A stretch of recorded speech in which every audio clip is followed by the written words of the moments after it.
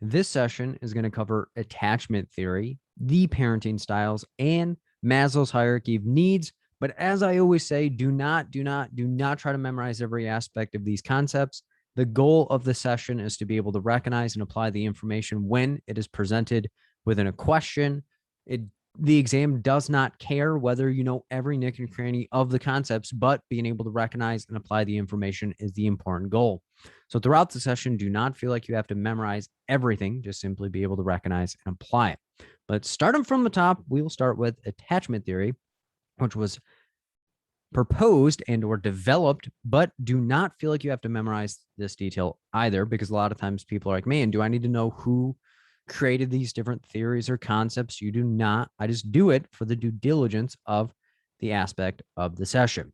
So attachment theory was originally developed by John Bowlby, and he focused on relationships and bonds between people, particularly long-term relationships, such as a parent-child, friends, or intimate relationships. And every relationship that is existing on this planet has some type of attachment in some way, shape, or form. So he wanted to discover what made each attachment and what particularly could promote it, or what are some drawbacks.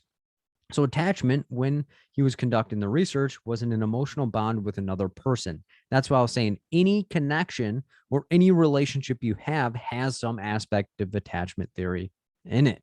So nurturance and responsiveness are the primary determinants of attachment. So if you are in a nurturing relationship and the person is responsive to your needs, the likelihood of you having a positive or secure attachment is more likely. So primary caregivers that are available and responsive to an infant's needs allow for them to develop a sense of security. Why? Because when you feel like your needs are being met or you're being heard in a relationship, the likelihood of you being able to explore and develop into your own individual person is more likely. And within this security allows for the child to explore the world and to feel safe doing so.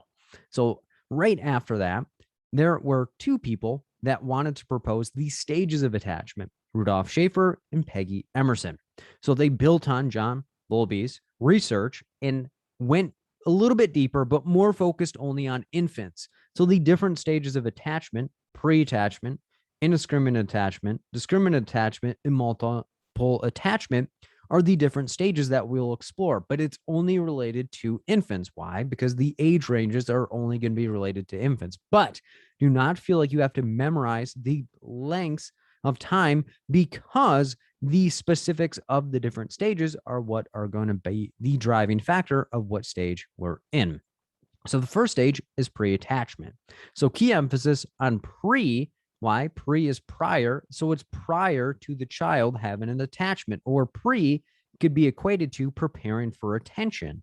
Why? Because this is when the child is starting to pay attention to their parent and or caregiver for survival. So this is where the age range is 0 to 3 months old. So this is where infants do not show any particular attachment to a caregiver. Why? Because they're not aware of the world. That's why they're preparing to pay attention to their surrounding areas. So this is where a baby will utilize signals such as crying, yelling, and fussing as ways to get the attention of their caregiver for survival. So again, preparing for attention, think of them paying attention to the things that work. So if I cry, my needs are going to be met. If I yell at the top of my lungs, the parent or caregiver likely is going to pay attention to me. So this is where the baby does not have any sense of connection with the caregiver yet. Why? Because if a young child from the ages of 0 to 3 months old oftentimes are only like, man, I'm just trying to survive life. And all I know is if I cry, I'm going to get my needs met. If I yell, I'm going to get my needs met. And I'm just going to be fed and be changed at this given moment. But if I do not alert them, they are not mind reading. So once they get into that, past that pre-attachment, so preparing to pay attention, they then segue into indiscriminate attachment.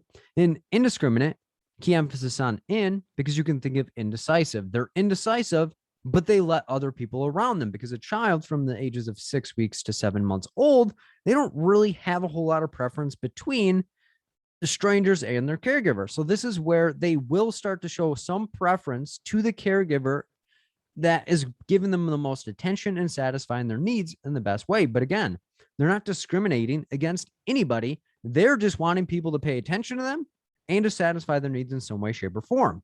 So they're indecisive, and yet they let other people around. So they're kind of leery, like stranger danger, but they're like, man, if I holler around this person, I'm getting my needs met. So heck, I'm going to rep and rock with that person if I can.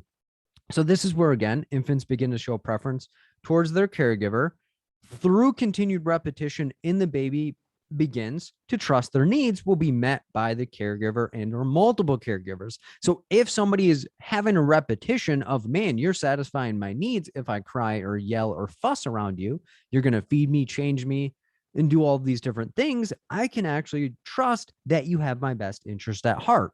And that's where that preference starts to come from, is you start to prefer those that are around you that are going to amend and attend to your specific needs. So this is where the baby will still accept care from other people, yet begin to distinguish between strangers and people that they know. Why? Because if I see somebody multiple days in a row and they're a constant fixture around me, I'm going to start recognizing that, hey, maybe this is somebody that I should be more connected with than if I see somebody only one time or just one time per month, etc. So this is where they start to identify who they can actually trust versus who they may need to distance themselves from. So this is where the baby will slowly become reluctant to be around people they do not know. And if you've ever seen a 6-week-old to a 7-month-old child, they tend to throw stranger danger away or like be reluctant or kind of like freeze or be shy around those they do not know. The next stage is discriminate attachment. So key emphasis on discriminate. Why? Because this is where they are going to begin to discriminate against anyone they do not know. So prior to discriminate attachment, they were indiscriminate, they were indecisive, but they still let the person around. Discriminate attachment is where they start to discriminate and say, I don't really trust you. Get the heck away from me, stranger danger. So this is where the infant will show a strong attachment and preference towards the caregiver who addresses their need and or multiple needs most often. So in that indiscriminate, they started to show that preference, but still they're like, you're going to satisfy my needs. I'm doing a-okay. Discriminate attachment is where if you're not satisfying my needs, get the heck away from me, but I'm going to start showing the most preference towards those that have the highest repetitions of satisfying my needs. So this is where the baby will begin protesting when they're going to be or when they are separated from their preferred attachment caregiver. So key emphasis on preferred because it's not every single person that they're away from. And this is where we start to see that separation anxiety of if I am away from somebody that I need to be in range with, then I'm going to start having freakouts and start having meltdowns and or kind of having those fusses when I'm away from them. But it's not that separation anxiety disorder. It's starting that they're becoming anxious when they are separated, which is natural when you have that care for an individual. So this is where the baby will begin to show anxiety around strangers as well. Again, as I stated, stranger danger. Prior to this, in that indiscriminate attachment, they were indecisive, but they're like, you're going to satisfy my needs. You can be around. Now they're like, I don't know you. Get away from me. Or they're kind of shy and shut down around other strangers, which is considered stranger anxiety. I have anxiety around strangers because I'm unsure whether they're repping and rocking with me or they're here to harm me in some way, shape, or form. So that's where they start to discriminate towards people they do not know. The last stage is going to be multiple attachment. Key emphasis on multiple because this is where they're able to attach to multiple people and they no longer have that preference within the situation. And this starts at the ages of 9 months and beyond. So this is where multiple people are included. So prior, discriminate attachment is where they only preferred to be around that single individual or multiple individuals that were getting their needs met the most. Multiple attachment is where they start to include other people because they start to recognize that, hey, there are multiple people that can satisfy my needs, and I no longer have to only rep and rock with the individual that has given me the most attention or attending my needs the most. So this is where the baby begins to develop strong emotional bonds with caregivers beyond the primary attachment figure, which is, again, the preferred one. So this is where a baby or child will start to get attachment towards other individuals and it's going to be extended family or maybe the other parent or another caregiver within their life beyond the preferred individual.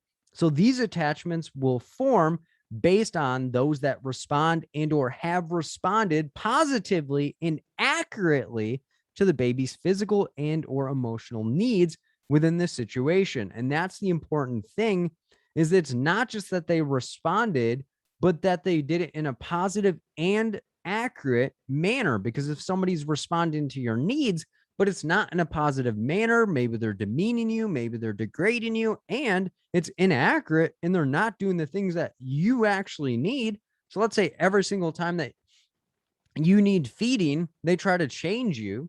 Well, that's likely not going to be as positive as it would be if they were accurately addressing and assessing the child's need.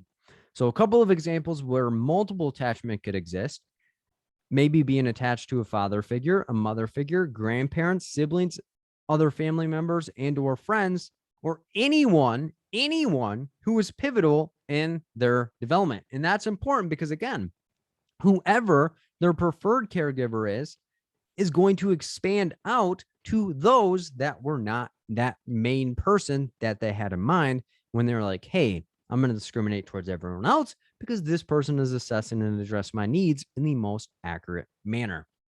So kind of a quick review. Pre-attachment, key emphasis on pre, think of prior. So it's prior to them even being able to attach to someone, because their main focus or where their attention is going is on survival. Indiscriminate, key emphasis on in, think of them being indecisive, but also letting other people around based on the fact that they're just trying to get their needs met in some way, shape, or form.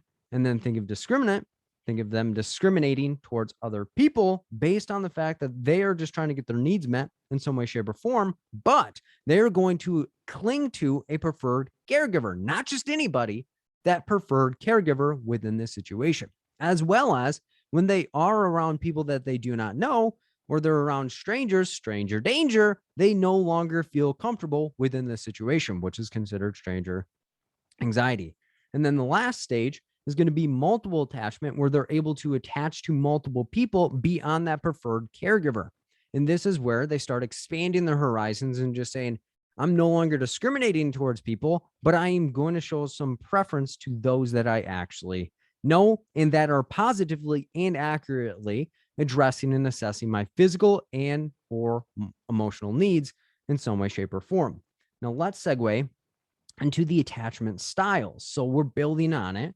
Of the beginning was attachment theory by John Bowlby. Then we went to the stages of attachment. Now we will get into the attachment styles, which was developed by Mary Ainsworth. So she performed the strange situation research study to further explore Bowlby's attachment theory. So the strange situation was where they had a parent and child enter a room together, watch how they interacted.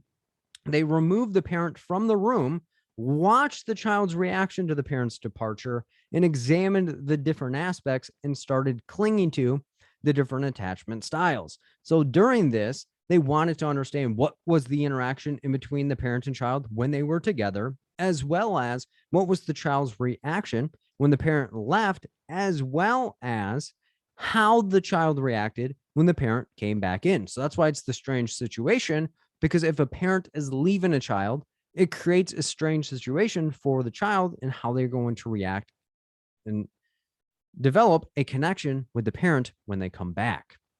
So the different attachment things that they identified, or the different attachment styles, are secure attachment, insecure attachment, or avoidant attachment, ambivalent attachment, and disorganized attachment. So let's walk through these. We will go through each of them and identify the differences between each of them. So the first one, think of a secure attachment. Key emphasis on secure, because if something is secure, they feel safe, and if it's safe and secure. So secure attachment is they know who and what they want. So this is where the child is going to know who they can trust, who they cannot trust, and that their needs are going to be met in some way, shape, or form. So stated in a different way, the child feels confident that the attachment figure or caregiver will be available to meet their needs. So the child will use the attachment figure as a safe base, again, safe and secure, to explore the environment and seek the attachment figure when they're afraid, scared, or distressed. Why? Because they can count on that parent and or caregiver to satisfy and soothe them when they are in distress. And that's going to be different when we get into the other attachment styles. So when the caregiver leaves, the child becomes upset and expresses joy when they return. Why? Secure attachment is the parent and child have a strong bond together.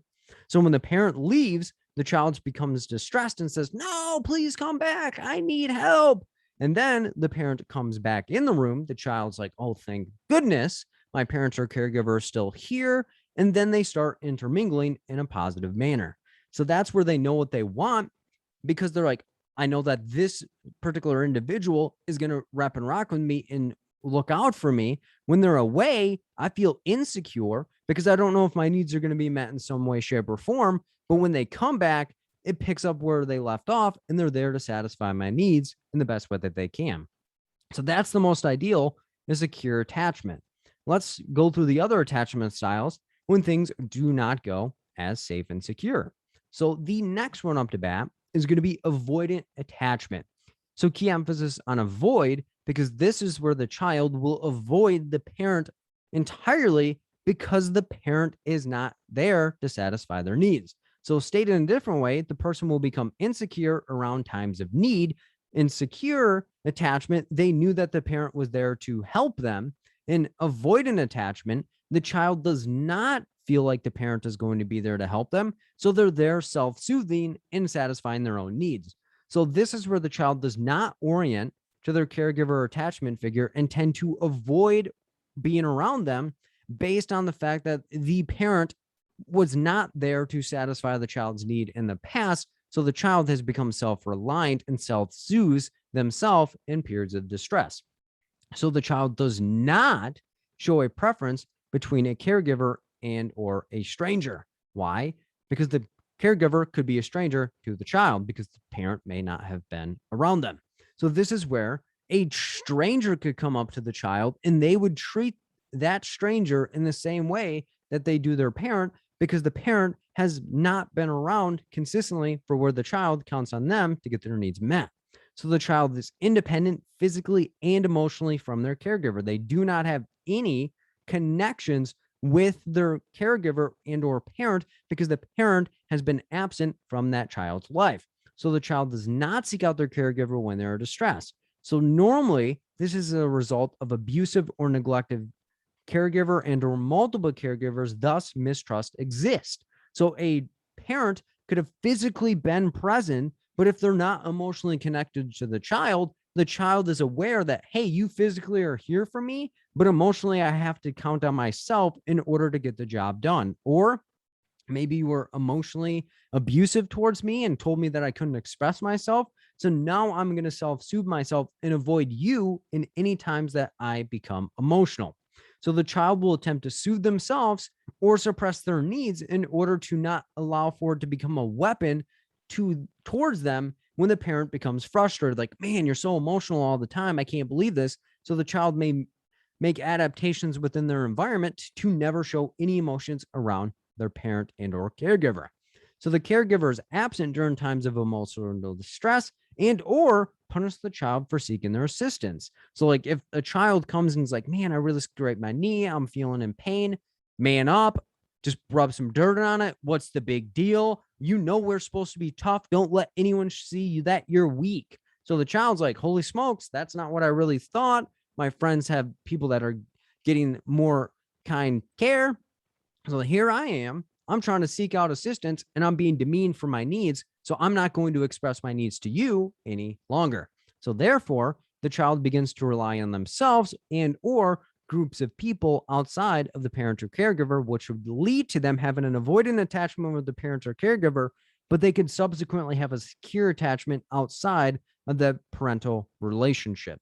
So avoidant attachment is where they avoid individuals that are no longer safe and secure people that they can be around. The next attachment style up to bat is ambivalent. So key emphasis on ambivalent, because if people are ambivalent, they're unsure or unaware if it is a thing. So ambivalence is something that is not directly clear within the situation. So ambivalent attachment is at times the relationship could be positive, but at other times it is not as positive. So key emphasis on ambivalent because it's a unclear relationship at times for the child and the parent. So stated in a different way, this is where the child will commonly exhibit clinging, independent behaviors when the caregiver returns from being away, yet at times they reject the caregiver when they try to engage with them. So what does this look like? So let's say a child tries to get the attention of their parent, like, hey, I'm hurt. I'm not really doing that well. And at times the parent may soothe them and say, yeah, you're right. Let me help you out. But other times the child may get the attention of the parent and the parent's like, it's not that big of a deal. So the child is getting mixed signals. So that's where if the child does get that attention and soothing, they want to cling on to it as much as they possibly can. But if the parent or caregiver rejects the child, they are pushing the parent away in subsequent attempts. So this is where the child fails to develop any feelings of security from their caregiver because it's not a consistent reaction. And children are like sponges and they're very consistent and get on patterns rather easily. So they exhibit uncertainty or difficulty leaving their caregivers to explore their environment. And they are reluctant to leave their parent and or caregiver for fear that that parent or caregiver will no longer show them the affirmation and connection that they so deeply desire. So when in distress, they are also difficult to soothe and are not comforted by the interaction with their caregiver. Why? Because if there's inconsistent responses from the caregiver, even if the caregiver is showing them that affirmation, the child is thinking, how long is this going to last? And is my reaction or me allowing you back in setting myself up for failure because you are going to reject me in the future? So that's why even if the parent or caregiver is showing that child attention in that moment, they don't react or are not soothed by that parent because that parent is inconsistent with the way that they react to the child. So this attachment style develops from an inconsistent response to their needs from their primary caregiver and or multiple caregivers. So the caregiver is inconsistently available and preoccupied.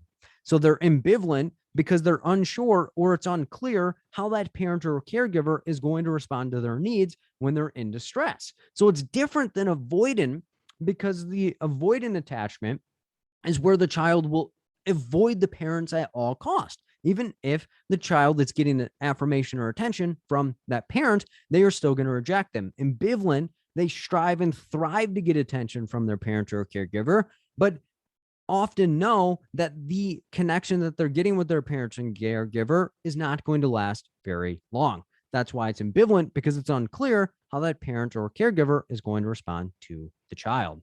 And the last attachment style that we will look at is disorganized.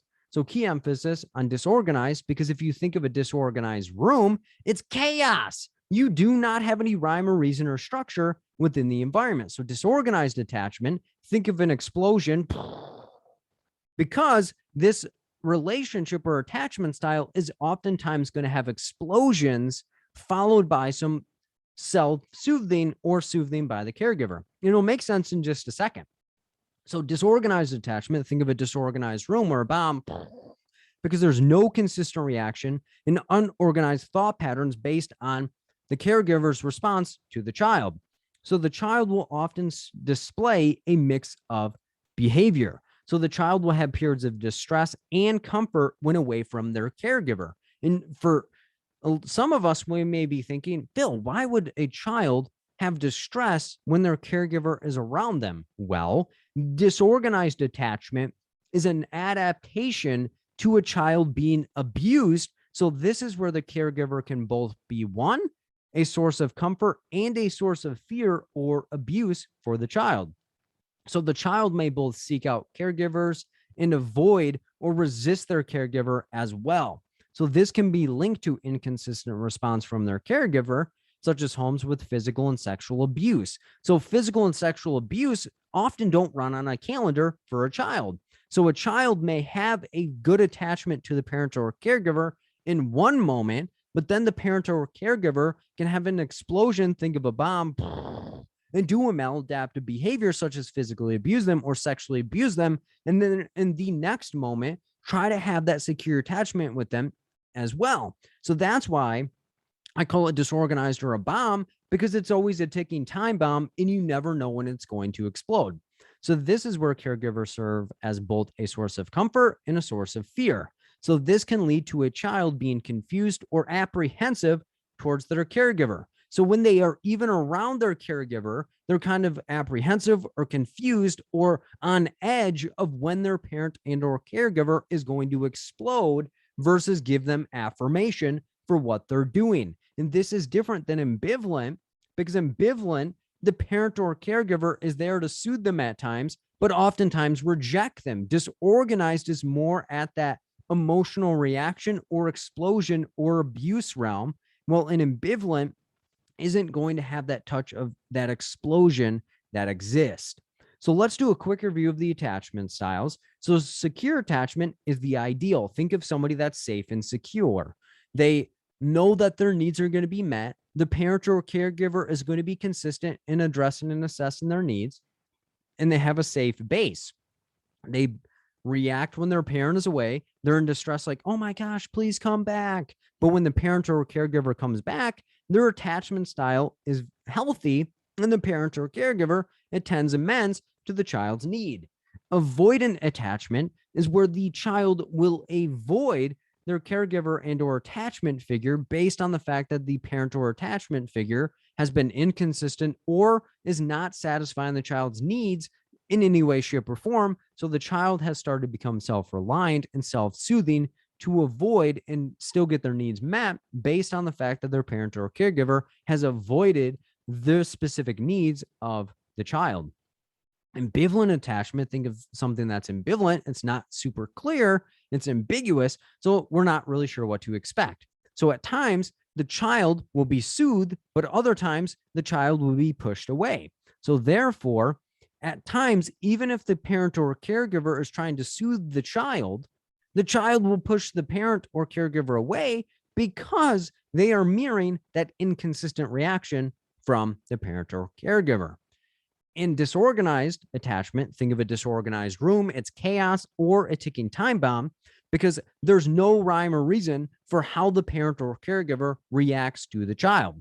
So the child will have emotional reactions or explosions themselves because they're mirroring what particular their parent or caregiver is emulating. So disorganized is different than ambivalent, because disorganized, the child is always on edge of whether the parent or caregiver is going to explode. Ambivalent, the child will act adverse around the parent or caregiver, whether the parent or caregiver is exploding or not. So disorganized is often related from abuse, physical and or sexual abuse. Ambivalent is more from emotional abuse, and the child may not react and have explosions similar to their parents or caregivers. So ambivalent, they will just reject other people away, while disorganized attachment, think of a child also being a ticking time bomb and have an emotional and outburst of anger towards other children or other parents and or caregivers. So that is how we'd be able to conceptualize and identify the differences between the different attachment styles. Let's segue into the parenting styles and differentiate each of them from one another. So this was developed by Diana Baumrind. So the main component of the theory includes discipline style, warmth and nurturing, communication patterns, and maturity in control. So each of them have relatively similar names, but we can differentiate it by manipulating the names of each of them. So the first one up to bat is going to be authoritarian.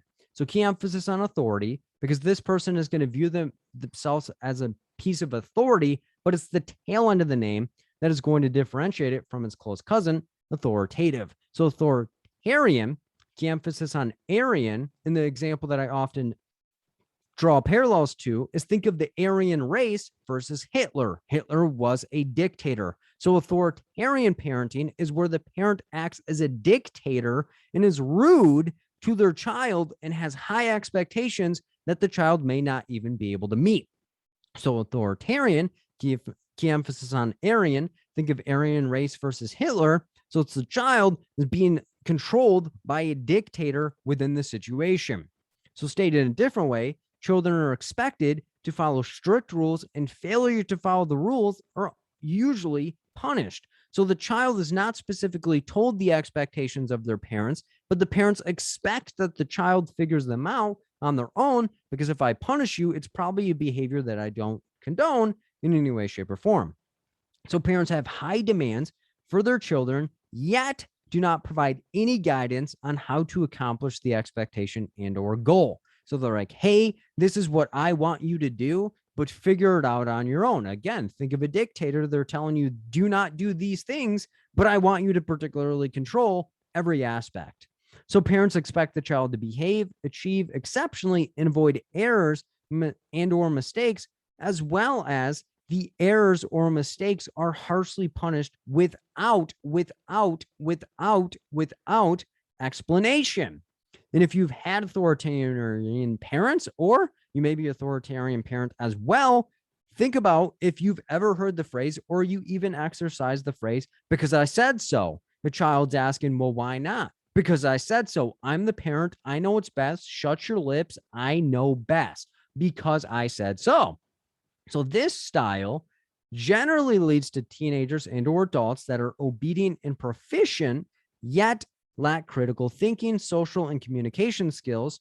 They have lower self-esteem and tend to carry the parenting style into their relationships. So if somebody had an authoritarian parent, somebody that expected a ton out of them, or kind of ran the ship like a dictator, that person will project that dictator mentality in their relationship and try to control every aspect of that relationship. And if their partner steps out of line, they're like, "Wah, I'm about to cut your neck." So a couple of examples to articulate the authoritarian parenting style a little bit further. A child comes home from school and is yelled at for not cleaning his room when his parents did not tell him it needed to be done. And that's what makes it kind of that authoritarian of, I expect your room to be clean. I told you one time, and if you do not do what I say, you will be punished. But they did not directly tell the child. So the child comes home from school. He's like, man, I killed the game at school. You didn't clean your room. And he's like, whoa, I didn't even know I needed to. Well, you know our expectations in this house. I'm about to ground you and take everything that you have. Another example to articulate this a little bit further. A teenager wants to go out with his friends, and when he asks his mother, she says no. He wants to know why, and she says, because I'm the mom and I said so.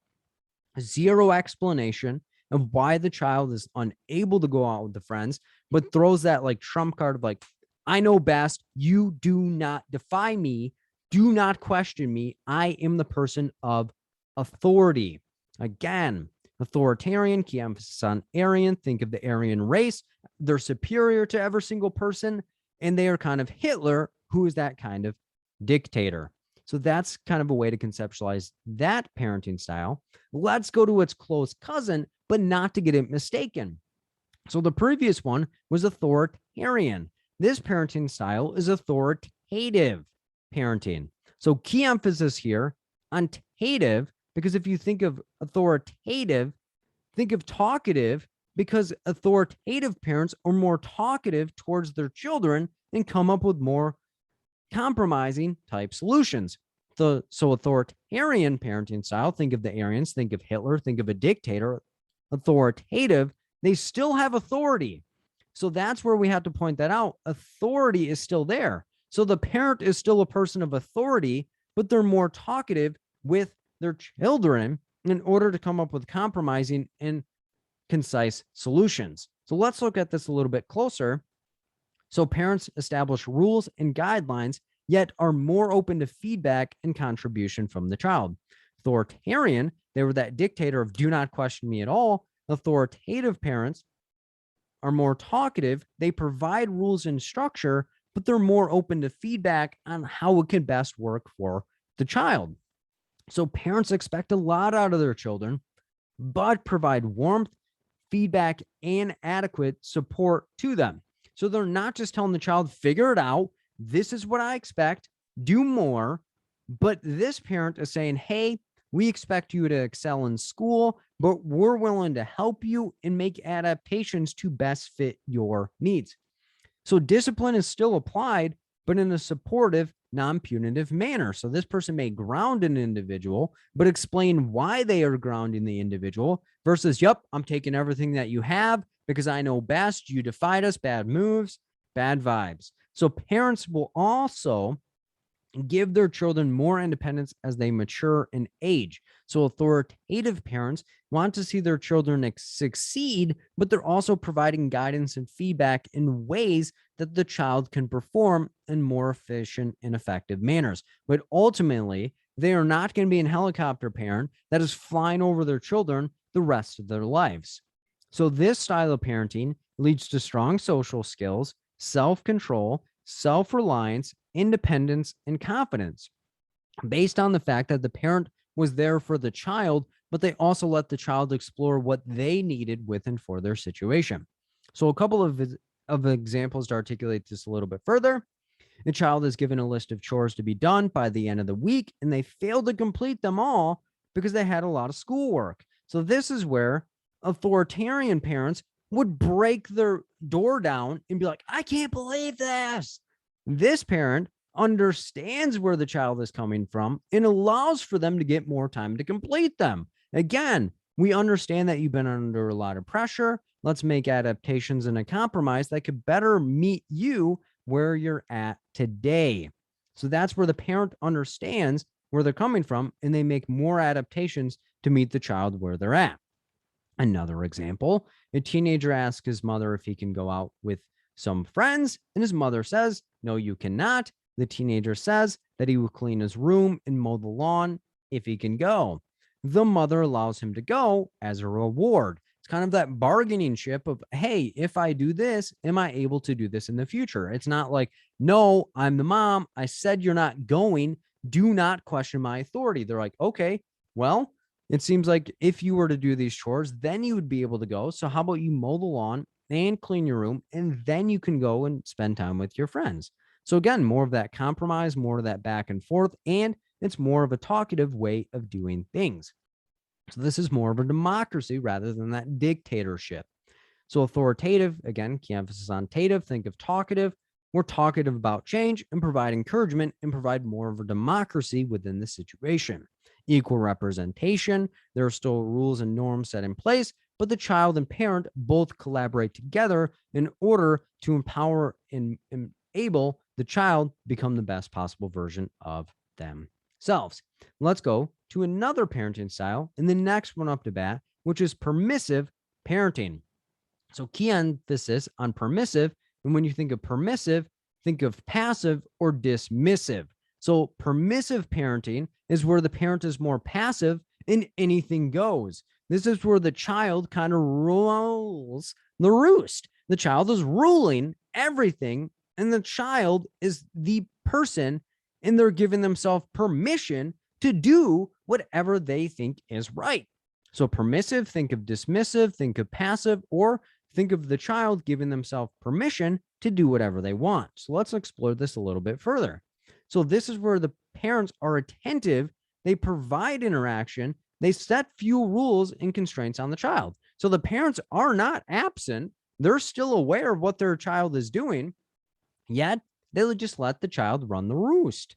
So rarely discipline occurs. So their children do whatever they want because there's relatively low expectations and maturity and/or self-control. The parents let their children do whatever the heck they want, and the child often views their parents as a friend. So they're like, we're best friends. You can do whatever you want, and I'm going to enable and let you do whatever you want because I'm going to be passive. I'm going to give you permission to do whatever you feel is best.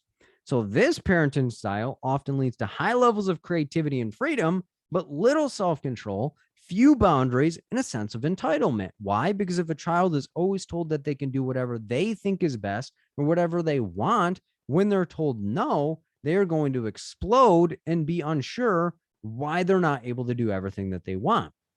So permissive parenting leads to one-sided interpersonal relationships where the child, teenager, or adult is more willing to take than give. They have confusion when they're told no or that people are not just going to bend and mold to what they want. They're not going to fold like a deck of cards. So the child tends to express and experience problems with authority and prefer poorly in schools. Why? They prefer to do whatever they want. They perform poorly in schools because that's a structural system. They do not like people telling them what to do. That's why they struggle with authority, and they perform poorly in schools because they prefer to do whatever they think is best on their own. Permissive, again, they're dismissive of other people's needs. The parents are passive, and the person gives themselves permission to do whatever they think is best within the situation. So, a couple of examples to articulate this a little bit further. A teenager is allowed to drink alcohol with their friends and parents as long as they do not leave. This parent is okay with it since they know where their child is. So this child's like, hey, I want to drink alcohol. The parent's like, yeah, do whatever you want as long as you're under my roof. I know that you're safe and sound. You can underage drink all you want. Another example, Phil wants to go out with his friends, and he told his mom that he would clean his room and mow the lawn. He does not do either, but is still able to go out with his friends. Again, no accountability, no structure, because the parents have no ruling in the house. The children rule the roost based on the fact that there's no accountability. So Phil's like, hey, I'm not going to mow the lawn or clean my room. Screw ya. But the lawn is still going to get mowed and cleaned by the parents based on the fact that they do not want to put that responsibility on the children. So quick review of permissive. Think of the child giving themselves permission, or the parent being passive, or the child being dismissive of the needs of other people. So this is where the child rules the roost, and the parents don't really have a sense of accountability, and the child is able to do whatever they want. They do not like structure, they do not like authority, and they do not like being told no, based on the fact that the parents never told the child no in their life. And the last parenting style is going to be uninvolved or neglectful. So key emphasis on uninvolved. Why? Because this is where the parent is uninvolved in any way, shape, or form. Or also key emphasis on neglect. Why? Because this is where the child is being neglected and they have to do everything on their own. So think of a parent that is absent from the child's life. So rather than having the person there, but them just doing whatever they want, the parent is absent and the child has to create their own rules and structure within the situation. So this is when the parents do not engage much in the parenting role, or they're just physically absent from the situation. So the parents will ensure that their child's basic needs are met, but offer little guidance, structure, or rules. So the parent is there, but they are emotionally neglecting the child. Or we'll get into it in a little bit, the parent may not even satisfy the child's basic needs. So discipline does not exist since the parents are disengaged and have no rules or structure to be followed. They're letting the child physically be around them, but not emotionally invested in any way, shape, or form. So some parents will even neglect or reject or prioritize other things over their child's basic needs. So if a parent has a substance use problem, they may prefer to spend money on the substances than take care of their children, therefore allowing for the children to take care of themselves. So during this parenting style, a parent may have a child watch or play video games while they tender men to other things in life. So they utilize the video games, movies, or activities to babysit the child and or multiple children within the situation. So again, the parent may physically be there, but the child is taking care of all of their needs by themselves. So this parenting style often leads to lack of self-control, low self-esteem, trouble following rules, deficits in communication and social skills and or development based on the fact if they never had anyone to socialize with or work out problems with, they've had to do it on their own or just neglected it in all aspects of their life. So the child will exhibit trust issues and view relationships as a means to an end. Why? Based on the fact if the parent is only there to satisfy your basic needs and has no emotional connection with you, maybe I scratch your back, you scratch my back, type mentality, even in between the child and or parent. So this is where a child does not have a parent that is emotionally invested or involved in any way, shape, or form. So the child is neglected in the aspect of the parent may physically be there, but may not actually be there within the situation. So a couple of examples to articulate this a little bit further. The child is left at home watching TV while their mother is out on a date with someone.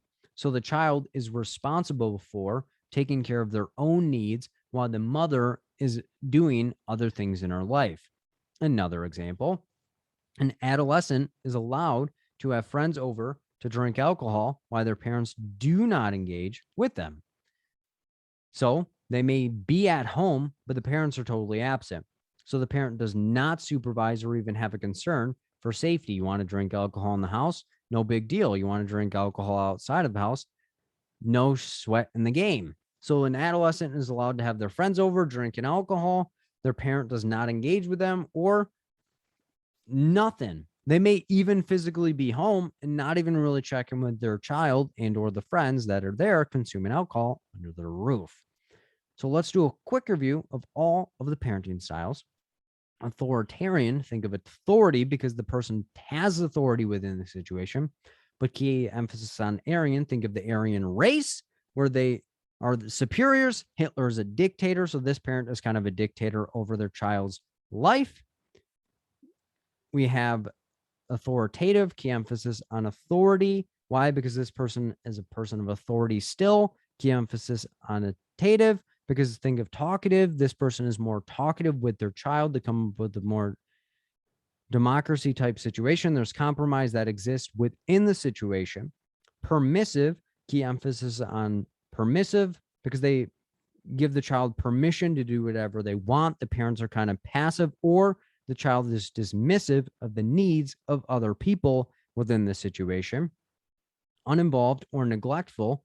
Uninvolved is where the parent is uninvolved within the child's life, or they may neglect the child's basic needs within the situation. They may physically be there, but emotionally be disconnected or emotionally somewhere else.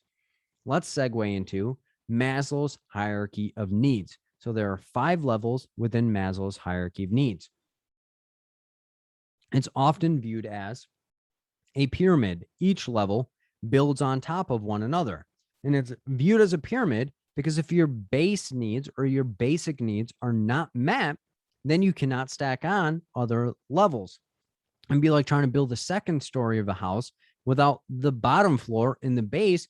The bottom floor is not there. So the second floor, if we put it on a crane and just let it go, it's going to slap all the way to the ground. So if your basic needs are being unmet, then you're not really going to be living a satisfactory type situation. So there are 2 mnemonics that I often recommend people to utilize to be able to recognize and apply each stage of Maslow's hierarchy of needs. So each letter within this first phrase is going to represent one of the levels of Maslow's hierarchy of needs. So the first one is please stop liking stupid stuff. So please, the P in please, is the physiological needs. S in stop is going to be the safety needs. The L in liking is going to be love and belonging. S in stupid is going to be esteem. And then the S in stuff is going to be self-actualization. Please stop liking stupid stuff. Physiological, safety, love and belongingness, esteem, and self-actualization. And then P.S. I love you is a little bit more complex, but if it resonates more with you, then you can rep and rock with it as well. So let's articulate this a little bit further. So the P and PS is going to be the physiological. The S is going to be the safety needs within the situation. Love, because we have to hop over the I. So love is going to be the love and belongingness level. The I is going to be me focusing on I, the self-esteem, and then you is going to be focused on you, which is self-actualization. So that one's a little bit trickier. Why? Because self-actualization is focused on me living the best possible life for me and then giving back to you. So P, physiological, S, safety needs, skip over the I and go to love and belongingness. And then I come back to I, which is self-esteem, and then project it onto you because it's self-actualization. So if any of these work for you or you have another one, I'll say rep and rock with it. But it's just an easy way to be able to recognize and apply each level of Maslow's hierarchy of needs.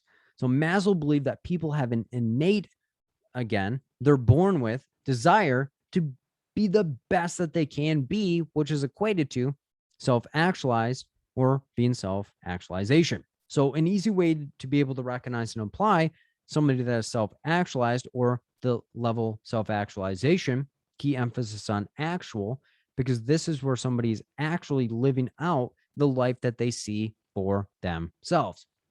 So basic needs need to be met before other process can happen. And that's going to be those physiological needs. So this is food, water, shelter, and to ensure that their physical health is being assessed and addressed and stable before they're able to progress within the other needs.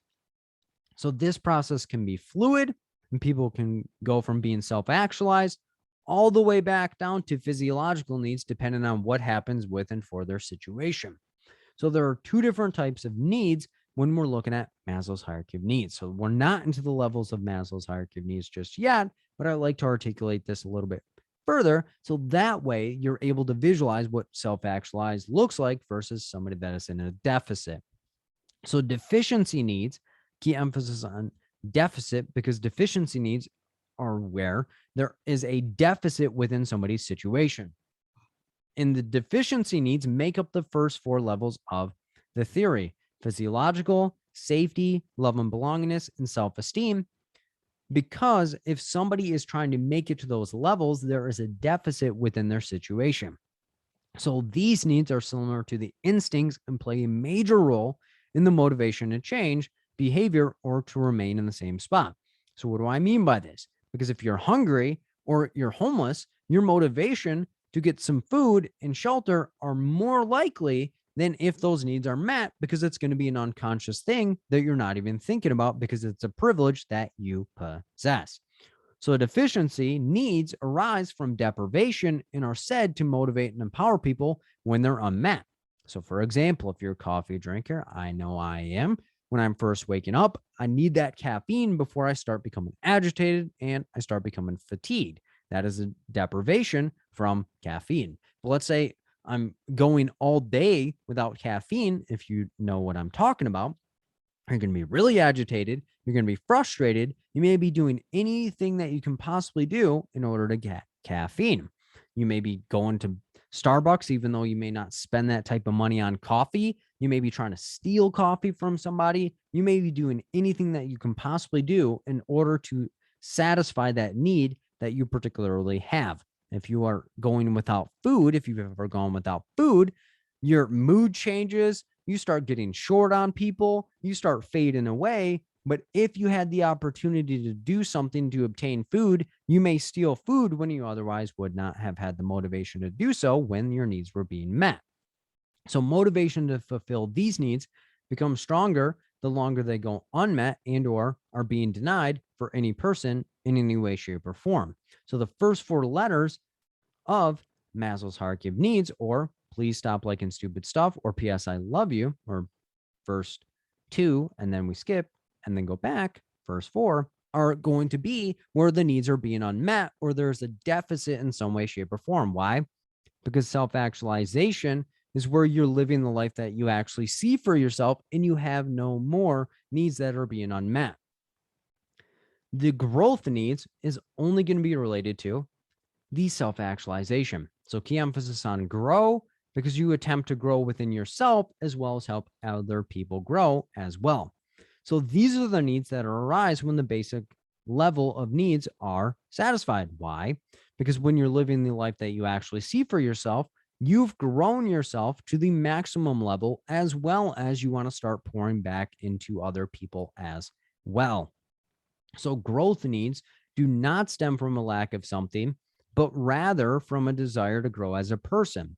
So once these growth needs have been reasonably met, one may be able to reach the highest level of the theory called self-actualization, and key emphasis on actual, because this is where somebody will actually live the life that they see for themselves. So they start to progress towards self-actualization and can be disrupted by failure to meet lower needs. So self-actualization can stop or cease or be disrupted by the lower needs being unmet. So for example, let's say my life is everything that I possibly want to do, and then I have a breakup, or I lose my job, or I get a health condition.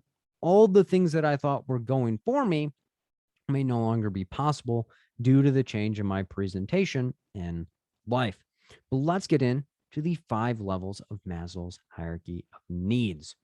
The first one up to bat is going to be physiological needs. So if you look closely, physiological could be physical. Why? Because these are our physical needs that we have. And as I stated before, if you're visualizing it as a triangle, which Maslow's hierarchy of needs is often introduced as a triangle, it's the base of the pyramid or triangle. In life without these components crumble. Why? Because if you have all the different levels on top of zero base, they're just going to crash down and nothing is going to be maintainable within the situation. So they are the basic biological requirement for survival. So the physiological needs are food, water, air, clothing, warmth, shelter, sleep, etc. Anything that you need to survive and thrive within your life. So these things can change or manipulate people into behaviors or believe ideologies that they would not have otherwise done or believed when their needs were met. As I stated before, people may be stealing, people may be killing other people, people may be harming other people to get their needs met in some way, shape, or form. But when their needs have been met, they may have regret on the things that they did in order to get those needs met. Because if those needs were satisfied consistently, they may have never had the thought to steal, kill, or harm people in order to get their needs satisfied. So after somebody has their physiological needs, they can climb up to the next level, which are the safety needs. And key emphasis on safe, because this is a sense of somebody being safe within their situation. This is not the same thing as safety on the acronym. So safety needs are things that will ensure a sense of being secure.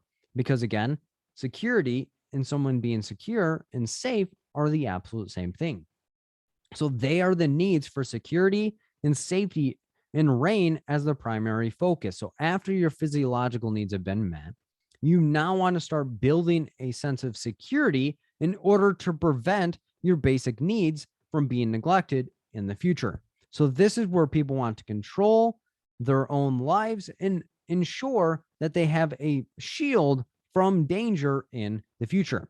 So people want control in their life so they can feel safe and secure within their environment and to prevent themselves from going back to the physiological needs level. So this is where safety and security motivate behavior beyond just getting their basic needs met. So types of security here are as follows. Financial security. So you're looking for stable income. You're looking to save more money, as well as being able to sustain the needs of the prior stage. You want to have enough money to satisfy your basic needs, as well as have a rainy day fund or a security net or blanket of funds set aside to ensure that your financial situation is there versus you just skating by or going check to check, and one small mistake or one small blip in the system blows up the entire thing and you're back down to the physiological level. Another type of security is health and wellness. Do you have access to health care? Do you have health insurance? Are you able to exercise? Is your environment safe enough for you to exercise? If not, how are you going to get that need met? Do you have a grocery store in your neighborhood, or is it kind of a food desert? And how are you getting your needs met in some way? But again, if somebody does not have health care, they don't have access to a primary care doctor, they don't have access to healthy foods or ability to exercise, etc., it kind of leads them back to the physiological sense of, if I'm eating, am I eating the right foods, or am I eating foods that could potentially cause precarious situations in the future? You also want to have safety from accidents and or injury. Are you living in a safe environment? Are you living in an environment that has more violence? Is the neighborhood dangerous? Are you able to trust law enforcement? Are there previous actions where law enforcement may have been discriminatory or racial profiling or any social identities being discriminated against? As well as, are you in an environment with low crime rate? And if not, what are ways that you can kind of combat against that? Or What are things that you can do to mend and tend to ensure that safety things are not perpetuated in the future? But again, you can't control the actions of other people. You just can sense and identify and prepare for situations if they were to arise. So after somebody has their physiological needs met and they have their safety needs met and have a safety net to ensure that people aren't able to come into their situation or rob their ability to have their basic needs met, you then will look outside of yourself and start to want to have a sense of love and belongingness. Why? Because you want to have a sense of love. Why? Because everybody wants to love someone and to be loved, as well as to belong in an environment outside of themselves. So the love and belonging needs are the need for interpersonal and emotional relationships and connecting to other people, places, and or things outside of themselves. Why? Because we are a creature or person that wants to deeply be connected to other people. We are wired for a connection and want to create experiences and be more oriented to being connected. So relationship building and comfort are the main driving factors of this level. So love and belongingness, you want that relationship building and comfort in your situation, not just for yourself, but you want to start building with other people. So this level is going to help people avoid loneliness, depression, and anxiety. And it is important for people to feel love, acceptance, and appreciation by others to gain a sense of connection and belongingness. Why? Because if I feel accepted, loved, and appreciated by other people, I'm more motivated to go around that environment and I feel more safe and secure within my environment. Thus, this level will allow for the person to experience and experiment with what they like or have not experienced without judgment or persecution. Because if you're in an environment that you try a new thing and somebody's ready to flip the table on you, holler at you, and beat the crap out of you, you're probably not going to want to do that environment. And that's the important part, is the more safe you feel in an environment, the better off you're going to be to become the best possible version of yourself, because you're going to experiment and do things that you otherwise would not have done. So a couple of examples of what the love and belongingness needs level could look like is you having a friendship, maybe a romantic relationship, a family, biological or created, because sometimes blood families are not as close knit and as supportive as families that you create outside. Social groups, my study groups that I do, and the study group that you're a part of right now, it is a community of people that are trying to do the same thing. And if you're making a mistake or getting things wrong, someone's not going to come to your door, kick it in, and say, hey, I can't believe you got that wrong. You're dumb. You're going to fail. Interest groups where people have the same interest, and being able to trust and receive love and affection. And an easy way to be able to remember and recognize and apply the love and belongingness needs is that we're all in this together. Why? Because we're all trying to do the same thing, to go into the exam, to kick it directly in the chest to get the job done. We love each other and we all belong within the fill in the gaps community. So after somebody has their physiological needs met, they have a sense of safety within their situation, they start getting a sense of love and belongingness. They then want to start getting some esteem about their situation. So the esteem needs, I always say key emphasis on steam. Why? Because when you're feeling hot, you're going to create steam and other people are going to recognize it. Why? Because water gets heated up, starts creating steam, and you're able to see the steam within the air. So when you have your steam needs, you need to have other people recognize the things that you are doing. It's not just that you want to feel acceptance from other people. You want to feel appreciation and respect, and that you're accomplishing things outside of you. So the esteem needs, when we are feeling hot, we will create steam and others will recognize us. Stated in a different way, it's the need for appreciation and respect from others that we view as valuable. And that's the key thing, that we view as valuable. It's not just that people are giving you respect outside, it's people that you deem desirable are recognizing the things that you're doing and giving you credit for the things that you do. So when a task is completed, we look for others to affirm and confirm the result for us. So for example, I create practice questions and I have you guys trial them for me, and it'll enable me to notice, are my questions difficult enough? Are they written in the correct manner? Are they easy? Should I quit writing questions, etc.?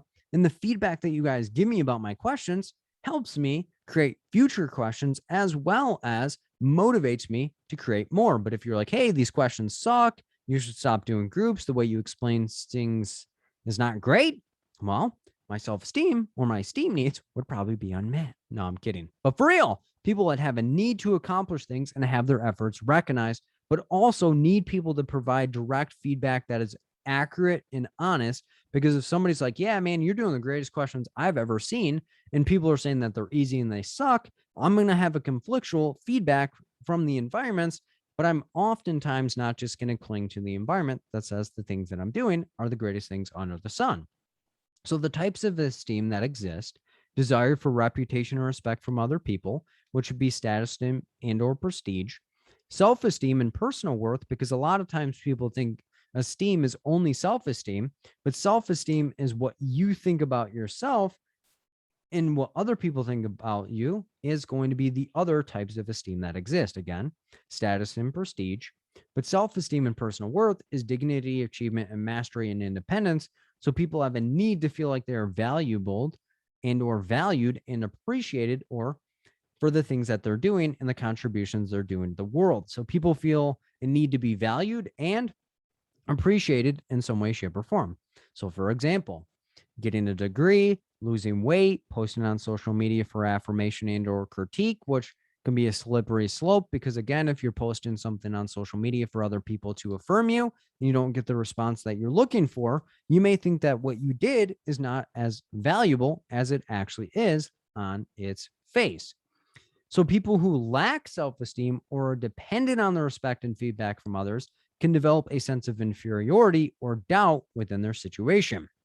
What I always say within self-esteem or the types of esteem needs, trust yourself and the rest will follow. Because if you have a vision of where you want to go, regardless what other people are directly telling you, if you know that what you're doing is correct, it's going to lead to better results than if you're just always striving and thriving for what other people are affirming in your situation.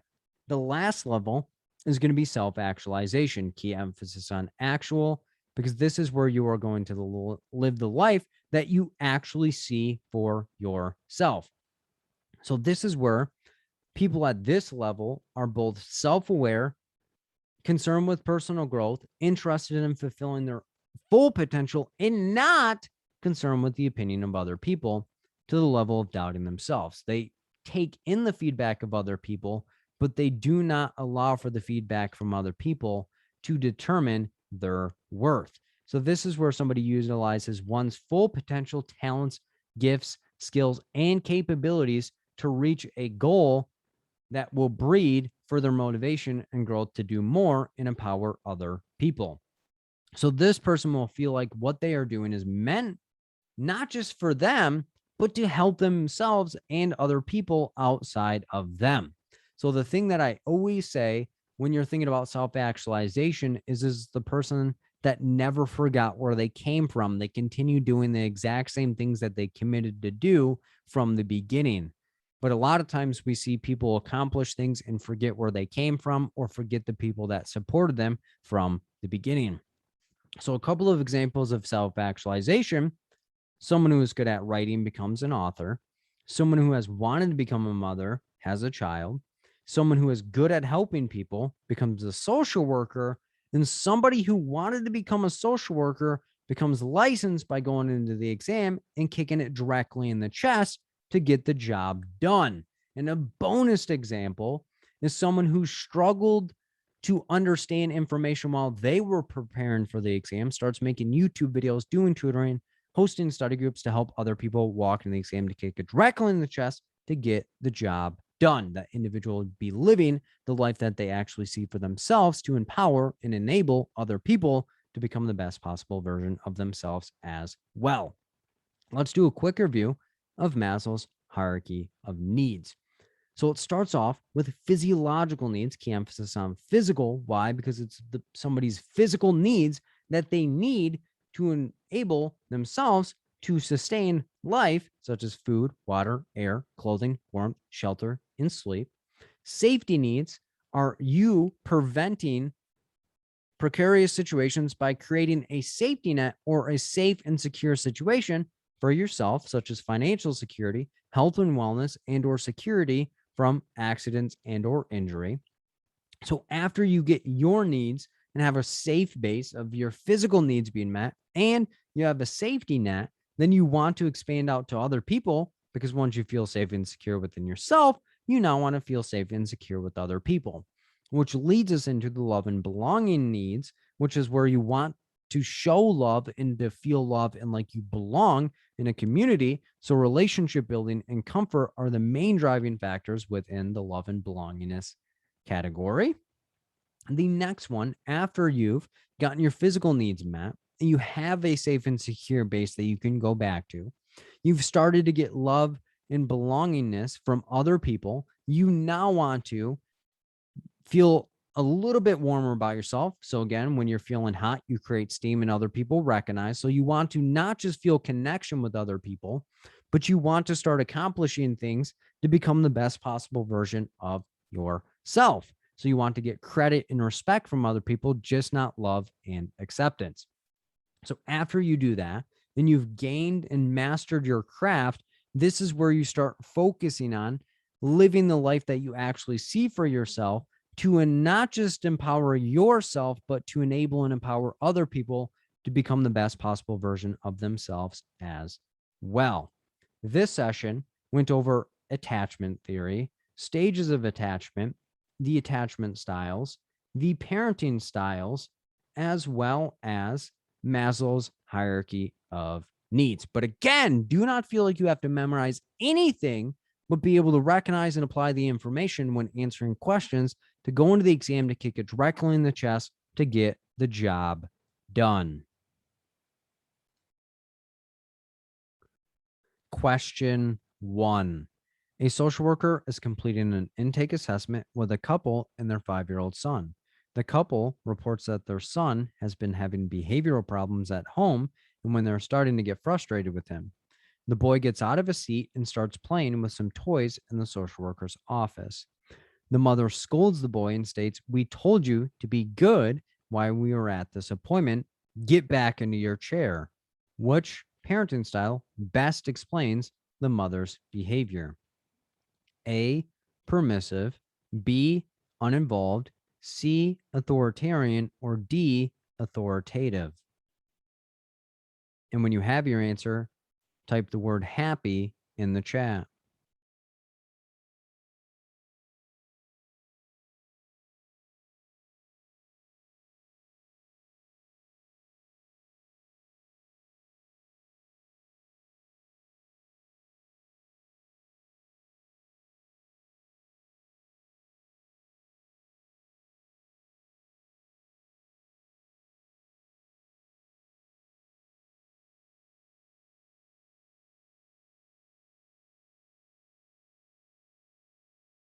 Opening the polls.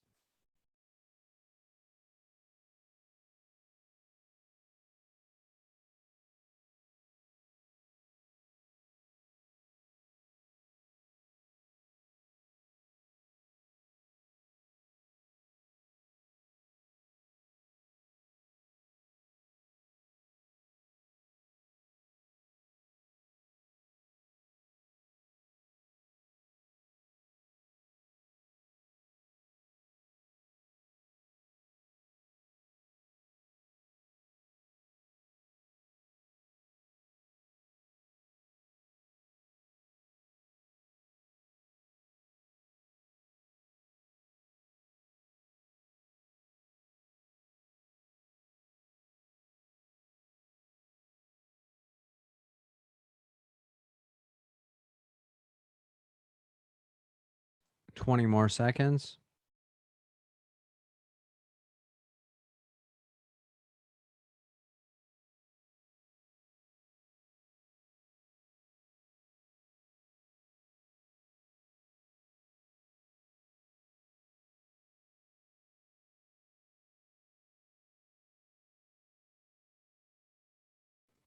Shutting down the polls. The majority think it is C. Second place is D. Third place is A and B. Let's look at it. Social worker completing an intake assessment, any length of time, hop on top of it because that'll paint the picture of what we're looking at this given moment. So it's our first time meeting with a couple and their 5-year-old son. So those are our clients.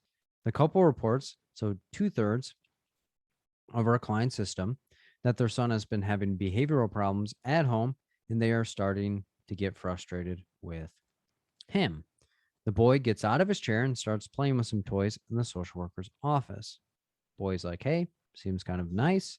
The mother, so a third of our client system, scolds the boy and states, we told you to be good while we were at the appointment. Get back in your chair. Which parenting style best explains the mother's behavior? So let's break down each parenting style, compare back to the question to see what we're looking at in particular. A, permissive is when the parent is attentive and present in the child's life, yet they do not hold them to high standards or enforce any rules or expectations. So they're physically there, they're just not emotionally connected to their child. B, uninvolved is where the parent is physically present, yet they do not engage with their child, or they are absent from their child and the child is taking care of their own needs. C, authoritarian is where the parent attempts to control the child and does not provide guidance or identify the expectations that they have for them. So think of a dictator. Why? The parent tries to dictate what their child is able to do. B, authoritative is where the parent holds the child to high standards, yet is willing to provide guidance to them and to compromise in situations. Think of talkative, because this is where the parent is going to be talkative in the situation. So let's look back at the question to see what we're looking at in particular. So quick review: social worker completed an intake assessment, any length of time, hop on top of it because that helps paint the picture of what we're looking at this given moment. So it's our first time meeting with a couple and 5-year-old son. The couple reports are 2/3 of our client system. Their son has been having behavioral problems at home. They're starting to get frustrated with him. The boy gets out of his chair, starts playing with some toys in the social worker's office. The mother, 1/3 of our client system, scolds the boy and states, we told you to be good while we're at the appointment. Get back into your chair. So keep all that in mind as we go through each answer choice. So right off the bat, we're going to rule out A. Why? Because permissive, again, think of passive, or the child gets permission to do whatever they think is best, or they're dismissive of other people's needs. At this moment, the mom's like, hey, we told you, behave yourself, get back into that chair. We're not done. So permissive would be where the child is able to roam and do whatever the heck they want with and for their situation. We're also going to rule out B, because why? Uninvolved is, again, where they're physically present, but the child is able to do what they want, or they're absent from the child's life and the child is taking care of their own needs.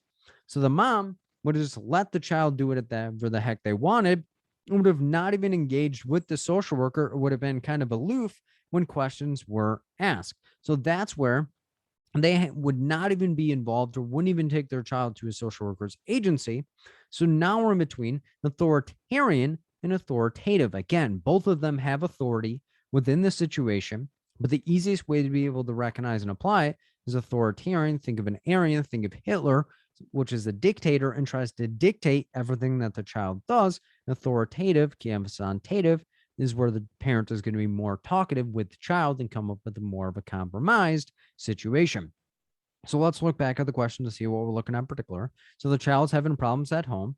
They're starting to get frustrated. He gets out of his chair naturally, as what a child want to do when they see toys.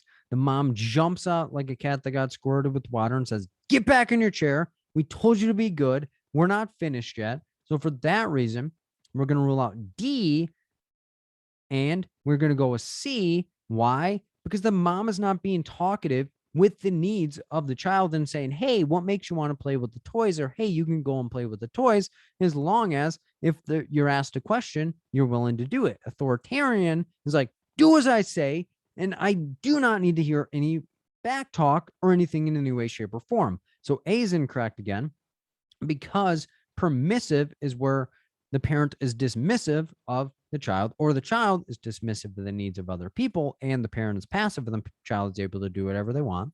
Uninvolved is where the parent is physically there, but emotionally absent, or physically and emotionally absent, and allows for the child to take care of their own needs.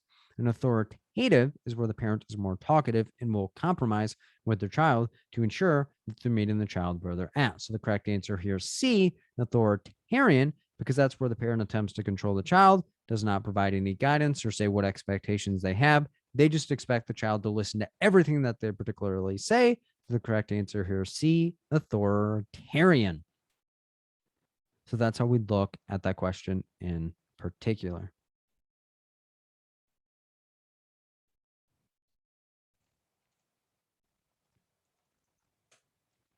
Question 2. A social worker and a family agency is working with a mother and her 7-year-old son.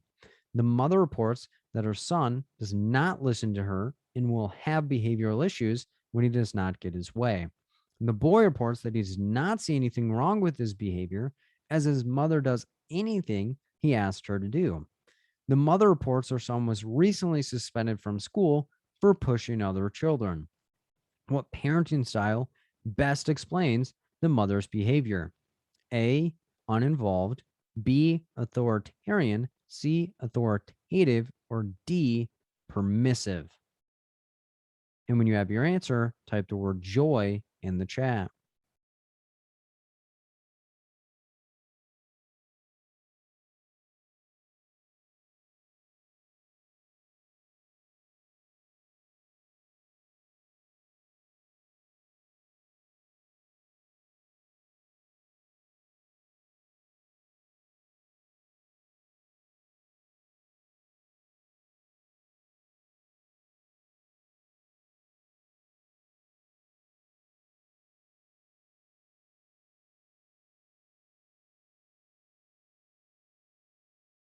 Opening the polls.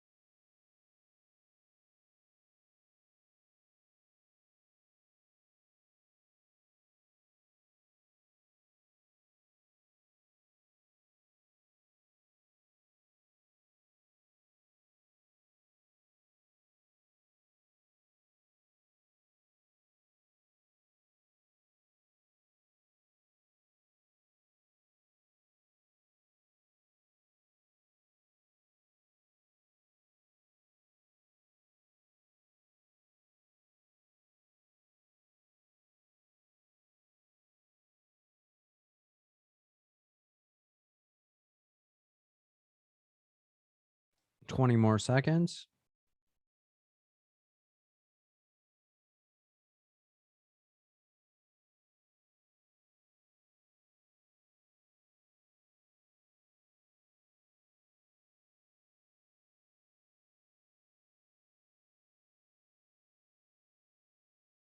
Shutting down the polls. Majority think it is D. Second place thinks it is C. Third place is A. Fourth place is B. Let's look at it. We're a social worker and a family agency. So that's who we are and where we are at, working with a mother and a 7-year-old son. So those are our clients for now.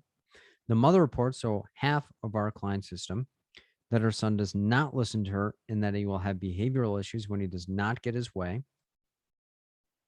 The boy reports, so the other half of our client system, that he does not see anything wrong with his behavior as his mother does anything he asks her to do. The mother reports, going back to the other half of our client system, her son was recently suspended from school for pushing other children. What parenting style best explains the mother's behavior? So let's break down each parenting style, compare back to the question to see what we're looking at in particular. A, uninvolved, is when a parent is physically present, yet they do not engage with their child, or they are absent from their child and the child is taking care of their own needs. B, authoritarian, is when the parent attempts to control the child and does not provide guidance or identify the expectations that they have for them. So think of a dictator, again, authority within the name, as well as Aryan. Aryan, think of Hitler. He was a dictator. Authoritative is when the parent holds the child to high standards, holds the child to a high standard, yet is willing to provide guidance and compromise in situations. So think of talkative. Why? Because the parent is willing to talk with their child about the situation. D, permissive, is when the parent is attentive and present in the situation, yet does not hold their child to a high standard or enforce any rules. So let's look back at the question to see what we're looking at in particular. So quick review: social worker, family agency, working with a mother, 7-year-old son. So both of our clients, the mother reports, so half of our client system, that the son does not listen to her and will have behavioral issues when he does not get his way. The boy reports, so the other half of the client system, he does not see anything wrong with his behavior as his mother does anything he asks her to do, anything he asks her to do, anything he asks her to do. And the mother reports, the other half of the client system, again, her son was recently suspended from school for pushing other children. So keep all that in mind. So we'll go through each answer choice. So right off the bat, we're going to rule out B. Why? Because authoritarian is kind of a dictator. And if the son is saying his mother does anything he asked her to do, that's not how that works. Authoritarian, again, the parent has authority. And think of Aryan, think of a dictator. It'd be the total opposite, because this parent would be like, you do as I say. And if you break any of the rules, I'm gunning for your head. He's like, man, my mom does anything that I asked her to do, and any bit of authority or anyone trying to tell me what to do, I get frustrated and I have behavioral issues up the wazoo. So B is incorrect, as well as we're going to rule out A. Why? Because the mom is available and in the situation. So she's not saying, hey, I'm just physically present, but not engaging with the child. She's over engaging with the child, letting him do anything that he particularly wants to do, and keeping up with what's going on with his schooling, and is taking him to a social worker to help improve the situation in the best way that we can. Now we're in between C, authoritative, where the parent holds the child to a high standard, is willing to provide guidance and compromise, but also has a sense of authority within the situation. D, permissive, is where the parent is more passive. The child is dismissive of the needs of other people, and the child is able to give themselves permission to do what they think is best within the situation. Let's look back at the question to make sure we're not missing anything. So, mother, 7-year-old son, son does not listen to her, does not listen to her, does not listen to her. So, is not collaborating, but is a one-way street of they're doing everything they think is right. He's going to have behavioral issues when he doesn't get his way. He does not see anything wrong with his behavior, and his mother lets him do anything that he wants to do. So for that reason, we're going to rule out C. Why? Because authoritative is where the parent has authority, but is willing to collaborate with the child. But in this situation, the child has full reign, and they're doing what they think is best within for their situation because the mom lets them do whatever she wants. So the correct answer here is D, permissive, because he's given himself permission, being dismissive of the needs of other people, and the parent is being passive. So the correct answer here is D, permissive. It's not A, uninvolved, because the parent isn't uninvolved. And they're present in the situation. It's not authoritarian because the parent has zero authority in the situation and they're not acting like a dictator. C, authoritative is incorrect because the parent doesn't have authority and they're not talking things out because the son doesn't listen and he's doing whatever he wants because she does everything he asked her to do. So the correct answer here is D, permissive. So that's how we look at that question in particular.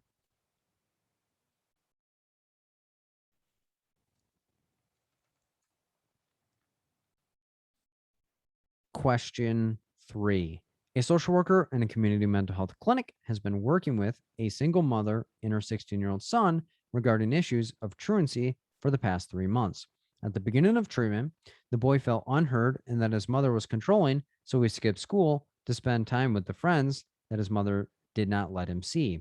The mother felt like she was helping her son become a successful person and that she was keeping him away from bad influences. Throughout treatment, the boy and mother have increased their level of communication and are able to compromise. What parenting style best explains the mother's current behavior? A, permissive, B, authoritarian, C, authoritative, or D, uninvolved. And when you have your answer, type the word Michigan in the chat.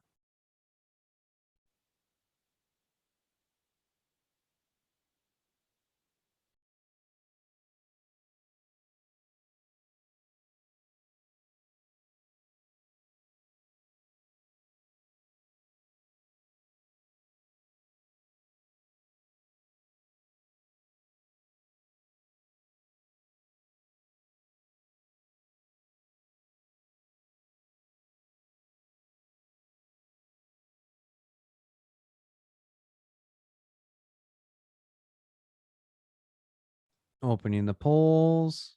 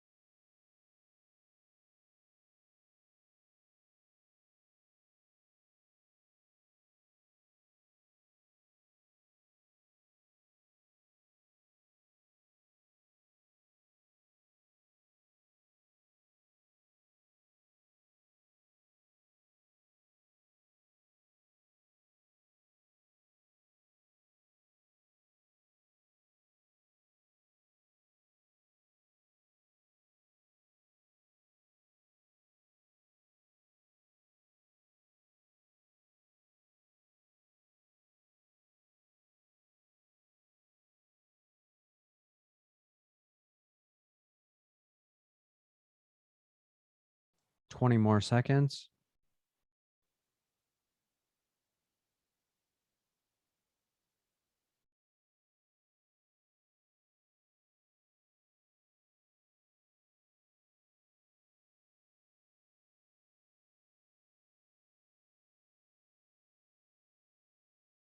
Shutting down the polls. The majority think it is C. Second place is B. Third place is A and D.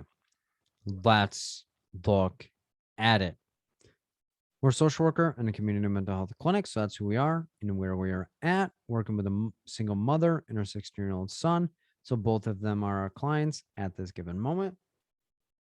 Regarding issues of truancy for the past 3 months, any length of time, hop on top of it because that helps paint the picture of what we're looking at. So we've been working with the single mother and her 16-year-old son for the past 3 months. At the beginning of treatment, any length of time, hop on top of it because that helps paint the picture of what we're looking at this given moment. So 3 months ago, the boy felt unheard and that his mother was controlling. So he skipped school to spend time with friends that his mother did not let him see.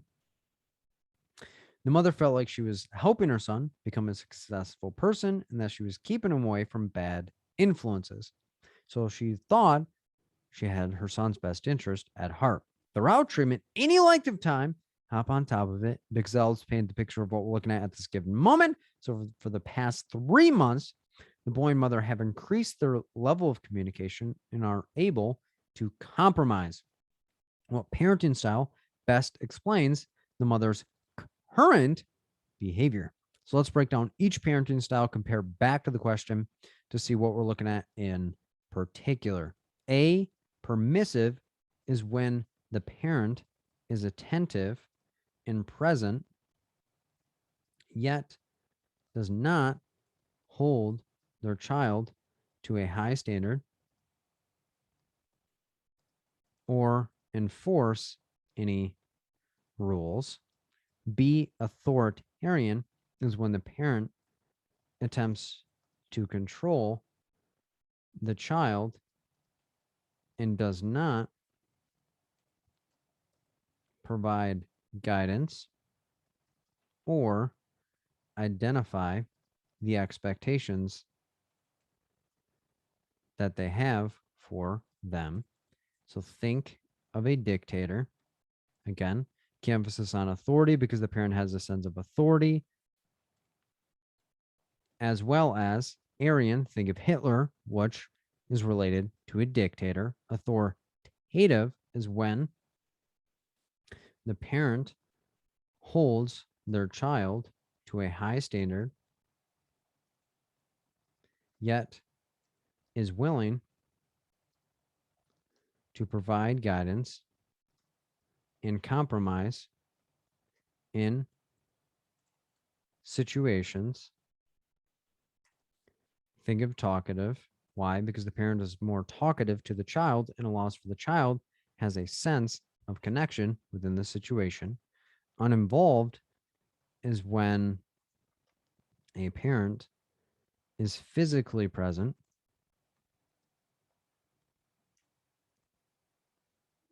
yet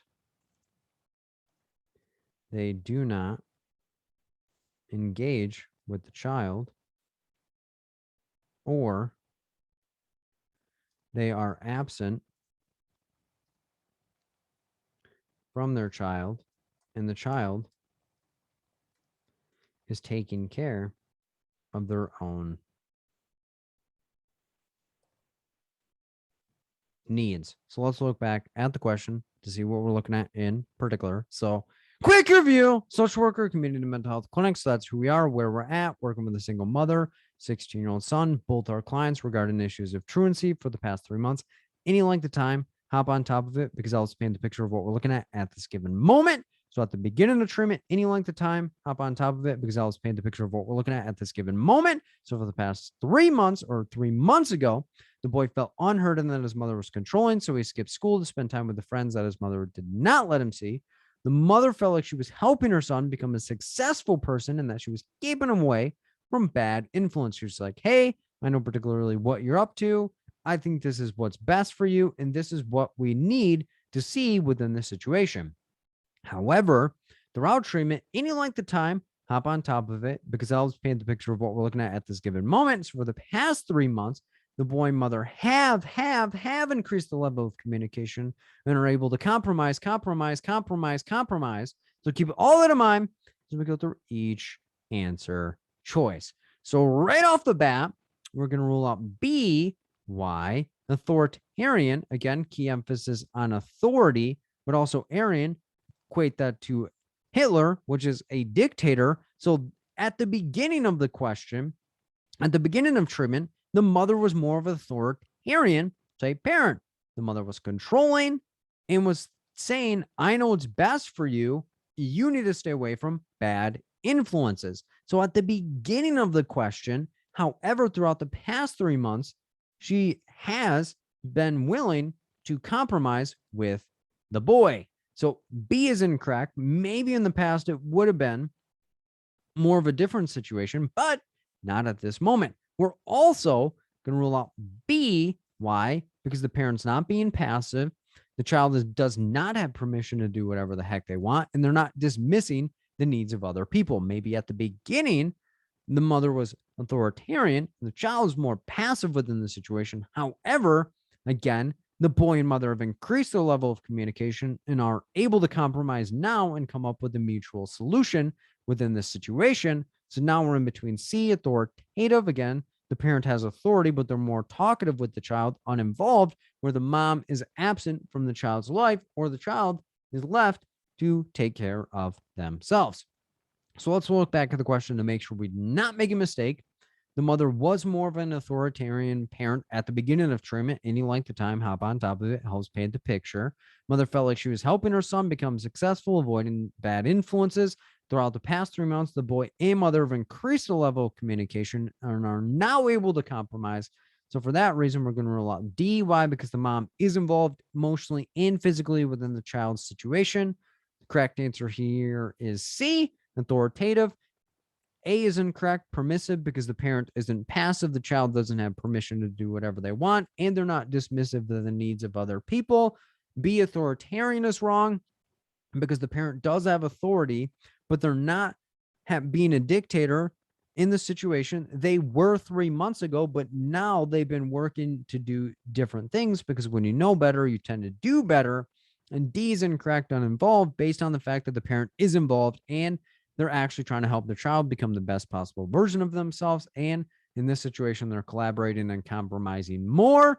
And a key thing in the question is talking about the current behavior, not the past behavior. So the correct answer here is C, authoritative.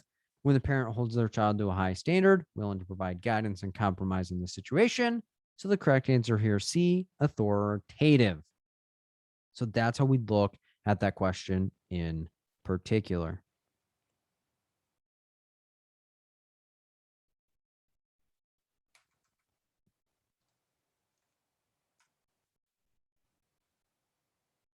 Question 4. A social worker in a family agency is meeting with a father and his 5-year-old son who presents with anger issues when around other children. The father reports that when he's around the son, he is polite and treats other people with respect. However, when he leaves, the son will begin trying to yell at others and try to boss them around. When the other children do not listen to him, he will physically harm them. Which attachment style does the child and parent most likely have? A, secure attachment, B, ambivalent attachment, C, disorganized attachment, or D, avoidant attachment. And when you have your answer, type the word tricky in the chat.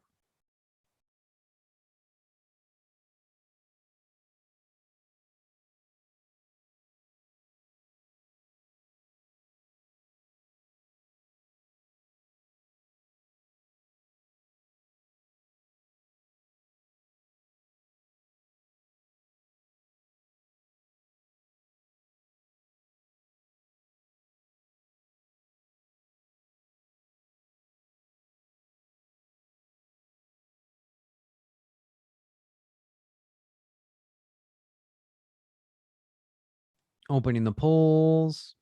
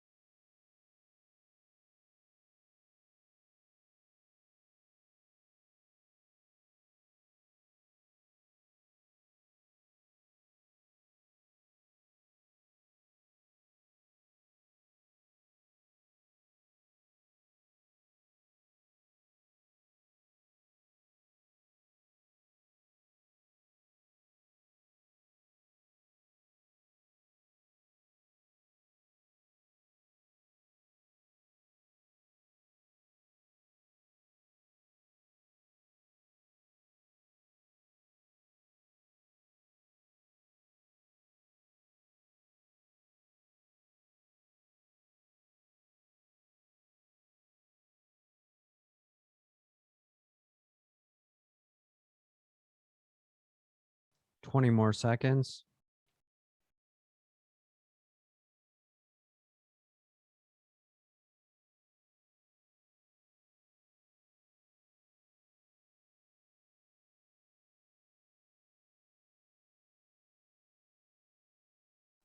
Shutting down the polls. The majority think it is C. Second place is B.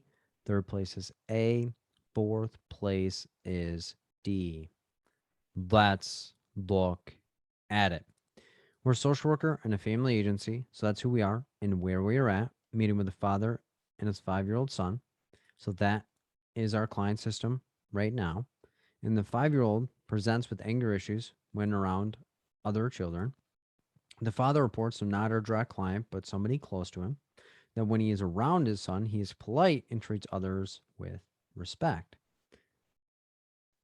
However, when he leaves, the son will begin trying to yell at others and try to boss them around.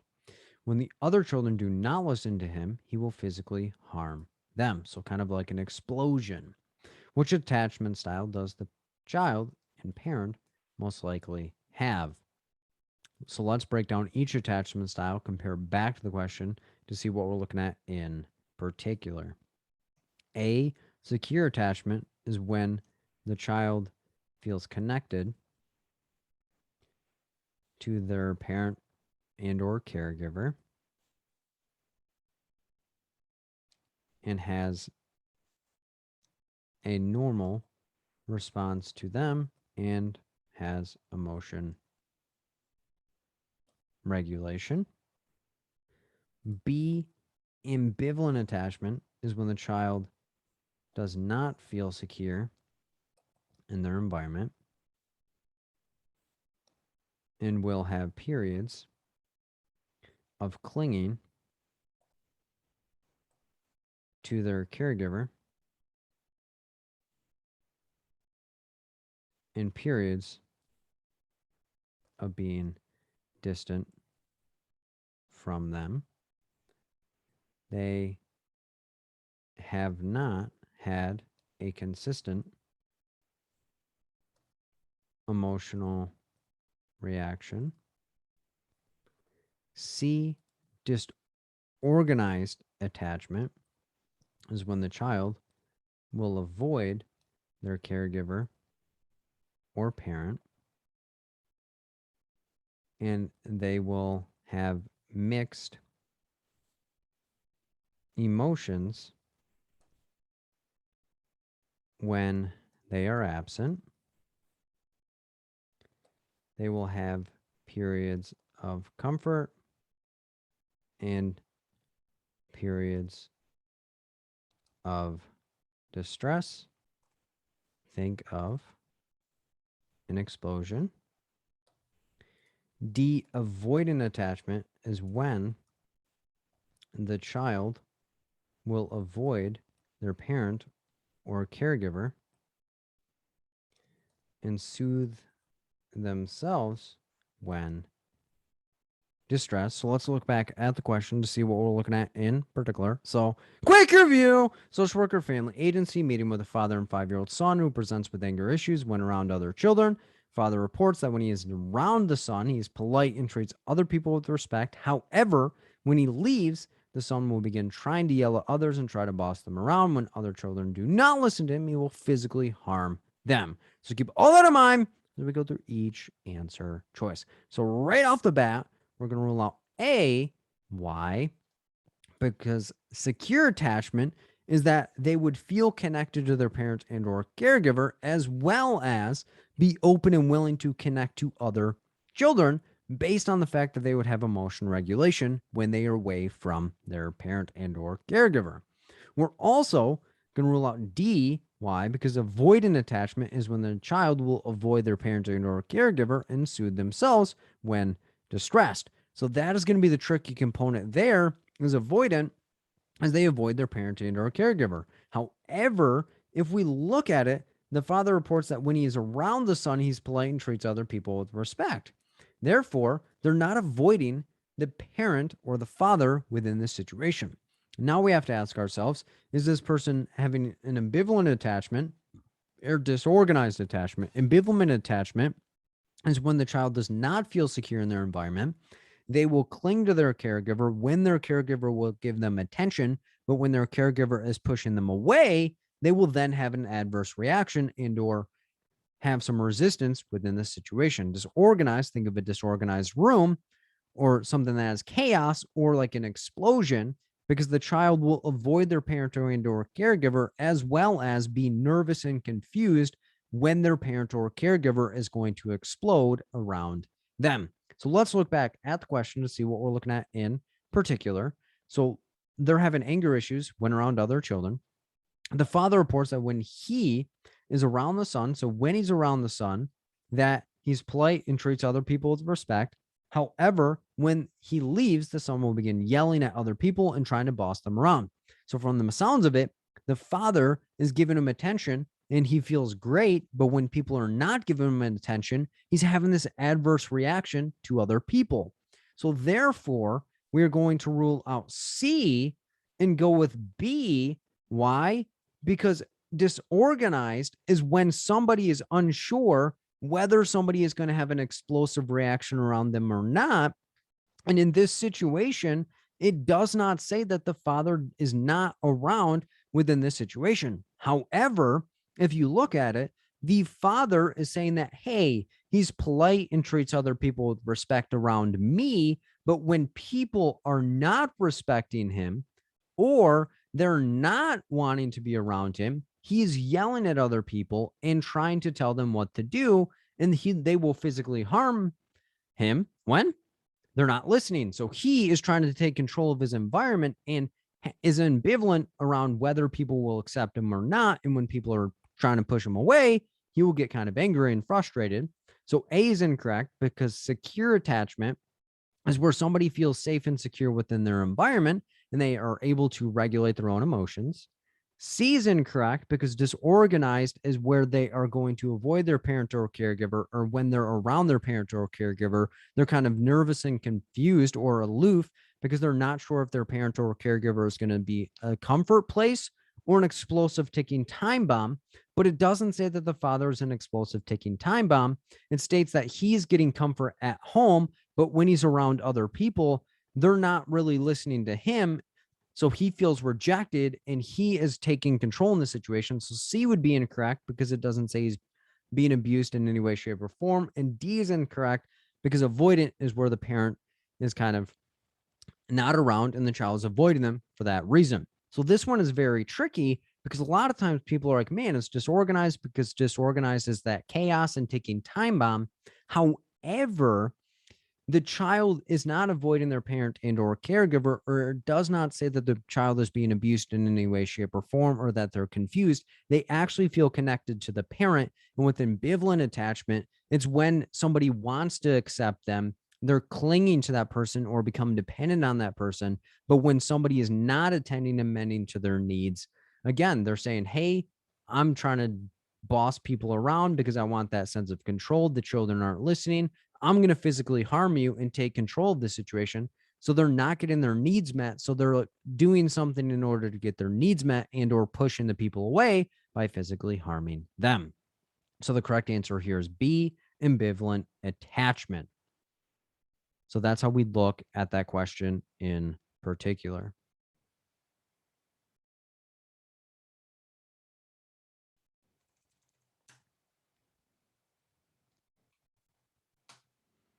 Question 5. A social worker working in an outpatient clinic is completing an initial assessment with a mother and her 6-year-old daughter upon referral of Child Protective Services. The mother reports that she will leave her daughter at home while out with friends, and someone contacted the authorities because of it.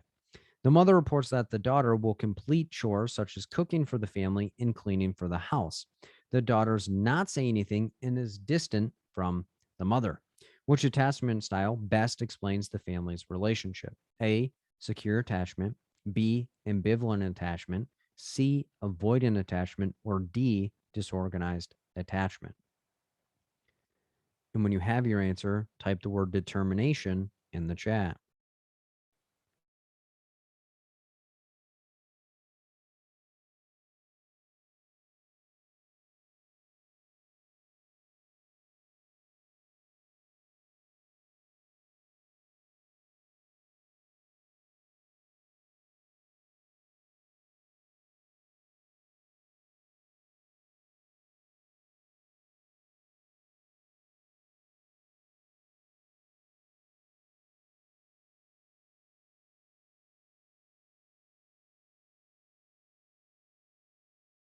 Opening the polls.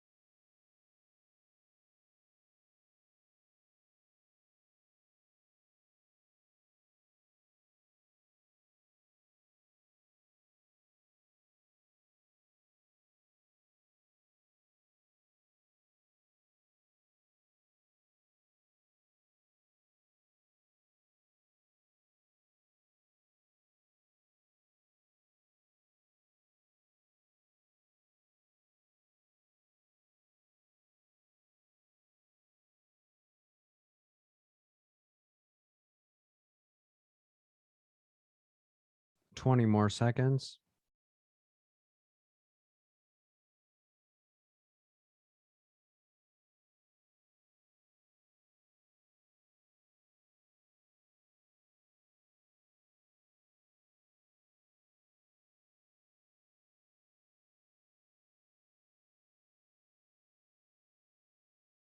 Shutting down the polls.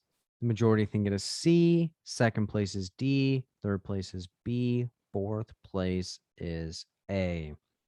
Let's look at it. We're a social worker in an outpatient clinic, so that's who we are and where we're at, completing an initial assessment. Any length of time, hop on top of it because I'll paint the picture of what we're looking at this given moment. So it's our first time meeting with the mother and her 6-year-old daughter. So those are our clients upon referral of Child Protective Services. So that's why they're coming in. The mother reports. So half of our client system that she will leave her daughter at home while she's out with her friends. And somebody contacted the authorities regarding it.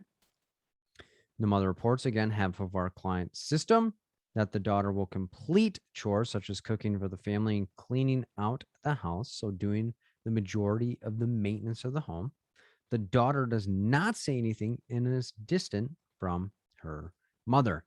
Which attachment style best explains the family's relationship? So let's break down each attachment style, compare back to the question to see what we're looking at in particular. A secure attachment is when a child feels connected with or feels connected to their parent or caregiver and has a normal response to them and has the ability to regulate their emotions. B, ambivalent attachment is when the child does not feel secure in their environment and will have periods of clinging to their parent or caregiver and periods of being distant from them. They have not had a consistent emotional reaction. C, avoidant attachment is when the child will avoid their parent and or caregiver and soothe themselves when they are distressed.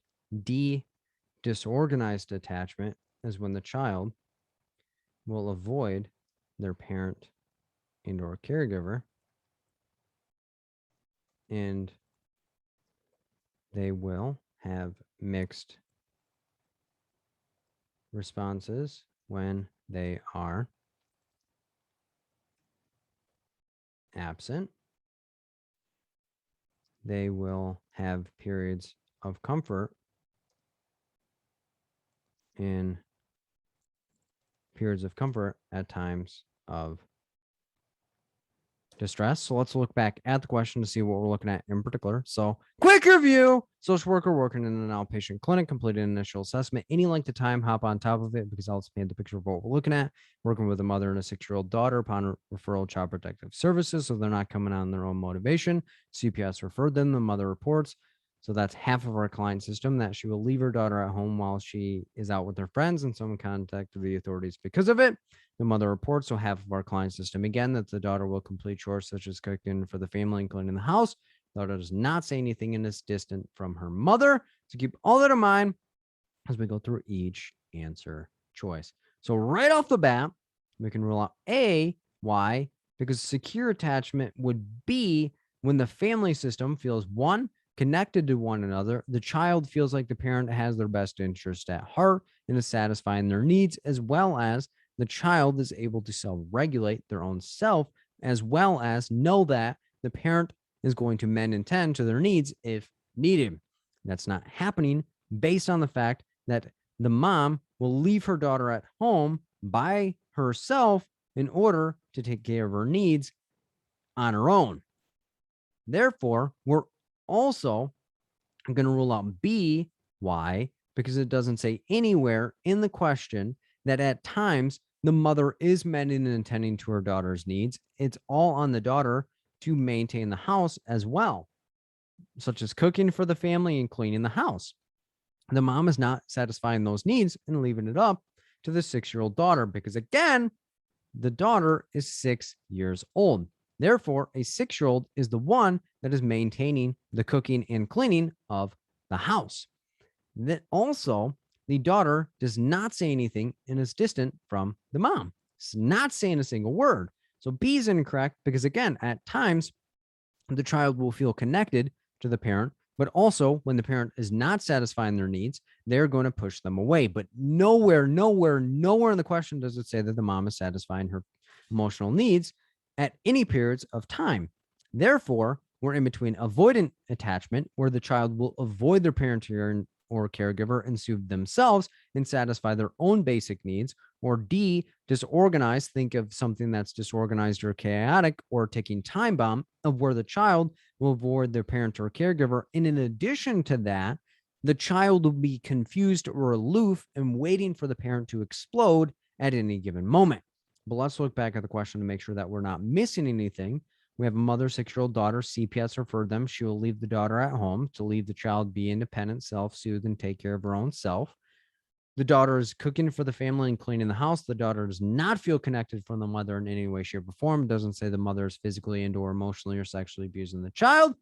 So for that reason, we'll rule out D. I'm going to go with C, avoidant attachment. C, avoidant attachment. A is incorrect because a secure attachment is where the parent is going to satisfy the child's basic needs and emotional needs. But in this situation, the mom is leaving the daughter at home and the daughter is maintaining the household chores. B is incorrect because ambivalent would be where the mom is at times going to satisfy the daughter's needs, but then in other times push her away or ignore her. Not saying that in any way, shape, or form. D is incorrect because there's no abuse anywhere in this situation. The child is avoiding the parent and or caregiver because they're not saying anything and they're distant from them, but it doesn't say that the mom's kind of like a ticking time bomb. She's more of a consistent, aloof, absent parent.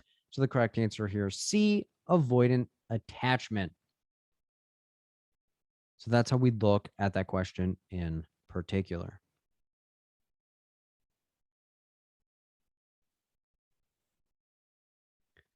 Question 6. An outpatient social worker is meeting with a 27-year-old male regarding issues of infidelity in his current relationship. The man discusses how he finds it difficult to trust people due to his parents being in and out of his life growing up, and that he was abused while in foster care. The man reports that he cares about his girlfriend, but when she's not around, that he does not feel connected to her. Additionally, at times when she is around him, that he does not feel like he wants to be around her. What attachment style best explains the man's current situation? A, secure attachment. B, avoidant attachment. C, ambivalent attachment. Or D, disorganized attachment. And when you have your answer, type the word motivation in the chat.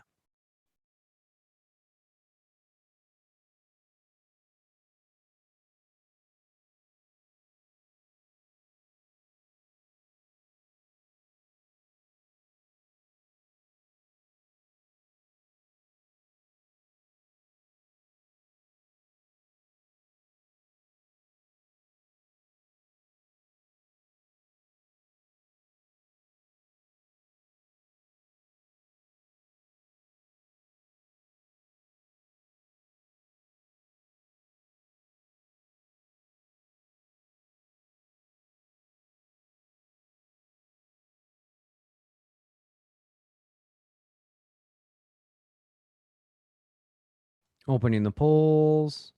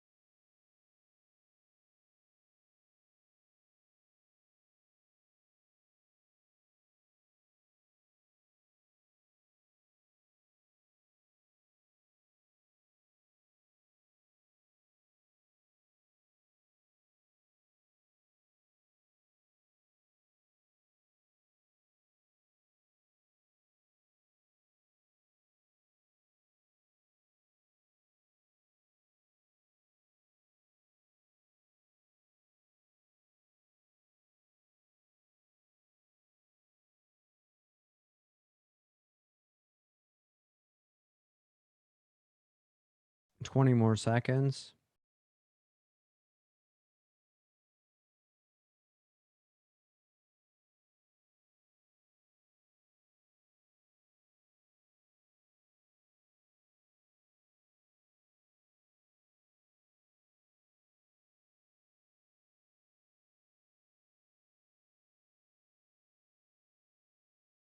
Shutting down the polls. The majority think it is D. Second place is C. Third place is B. Fourth place is A.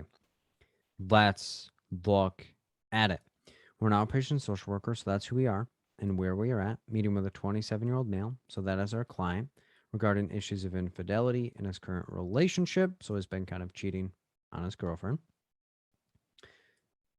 The man discusses how he finds it difficult to trust people due to his parents being in and out of his life growing up, and that he was abused while in foster care. So past abuse, inconsistencies throughout his life.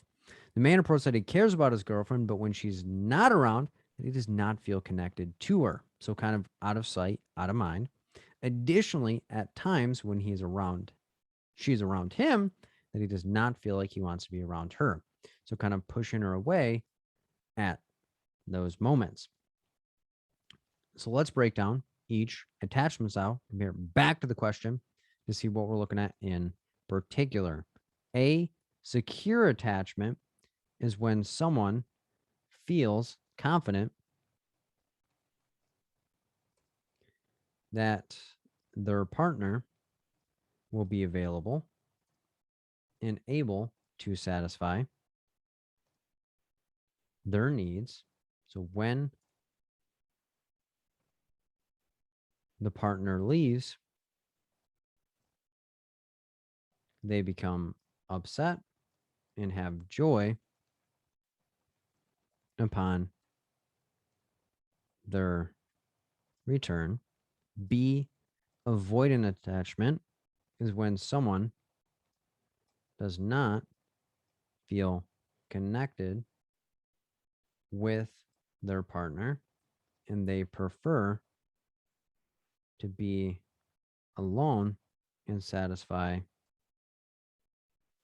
their own needs. The person is independent from their partner. C, ambivalent attachment is when someone is inconsistent with their partner, and when they are around them, may not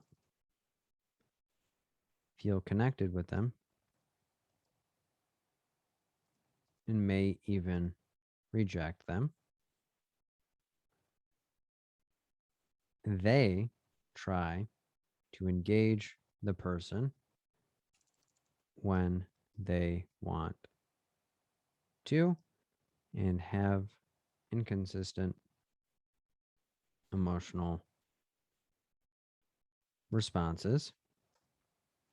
And then D, disorganized attachment, is when someone may both seek out and avoid the partner at times. The partner may serve as both a place or source of pleasure and pain or fear. And the key thing is it's a trauma response. So it's a response to trauma. So if somebody has a traumatic event happen within their life and they're reacting in that way.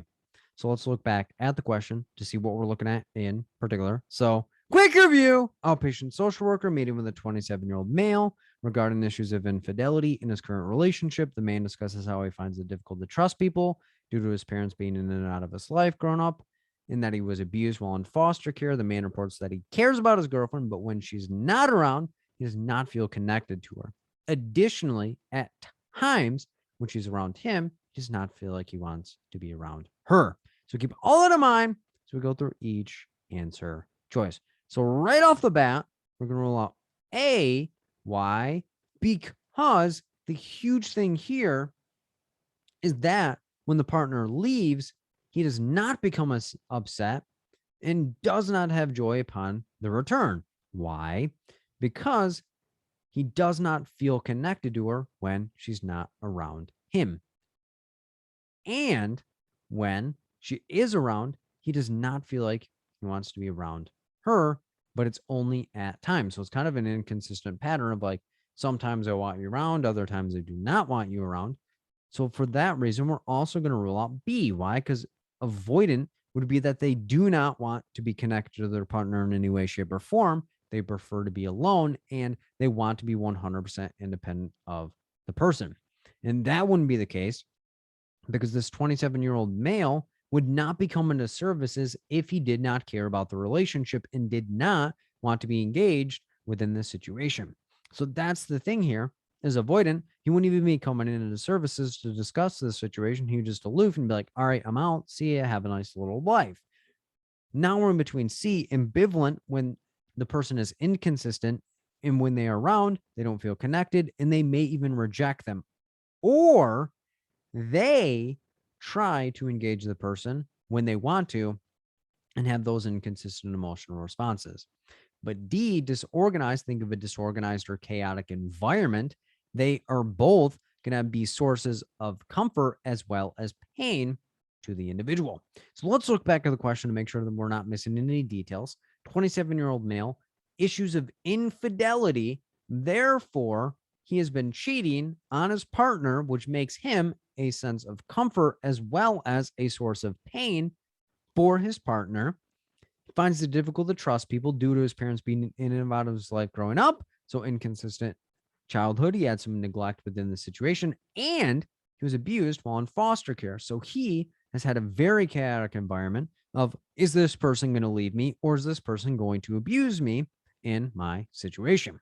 Cares about his girlfriend when she's not around, doesn't feel connected, out of sight, out of mind. At times, not all the time, only at times when she's around him, he does not feel like he wants to be around her. So therefore, we were like, okay, so you have had a history of neglect or emotional distance. You've been abused throughout your life. You're also perpetuating infidelity within your relationship so you can be a source of pleasure and or pain for your girlfriend, as well as you'll push her away. So therefore, we're also going to rule out C because ambivalent would be that they are seeking out that attention from their partner and their partner may be rejecting them. So they push that partner away. D is going to be the correct answer here because they're both seeking out and avoiding the partner at the same time. Because again, they are the ones that are perpetuating the pain and or abuse based on the fidelity or infidelity within the situation. They were abused in foster care. They were emotionally neglected because their parents were in and out of their life. And when the girlfriends are not around, it's like, all right, I'm out. Because again, may seek both out the partner and avoid the partner, and they both serve as a source of pleasure and or pain within the situation. So that's where you want to be careful of. Again, disorganized attachment is more around that physical and or emotional and or sexual abuse, while ambivalent is more just only that emotional abuse. So A is incorrect because he has no distress in anywhere in this question when the partner is away. Actually, again, enjoys it. B is incorrect because they wouldn't be coming into the services to talk about this relationship if they had no care for the partner at all. And C is incorrect because he's not the one that's seeking out the attachment with her and getting rejected. He's kind of rejecting her and pushing her away, as well as perpetuating emotional neglect based on the infidelity. He has a history of abuse, so that's what he's playing out. So the correct answer here is D, disorganized attachment. So that's how we look at that question in particular.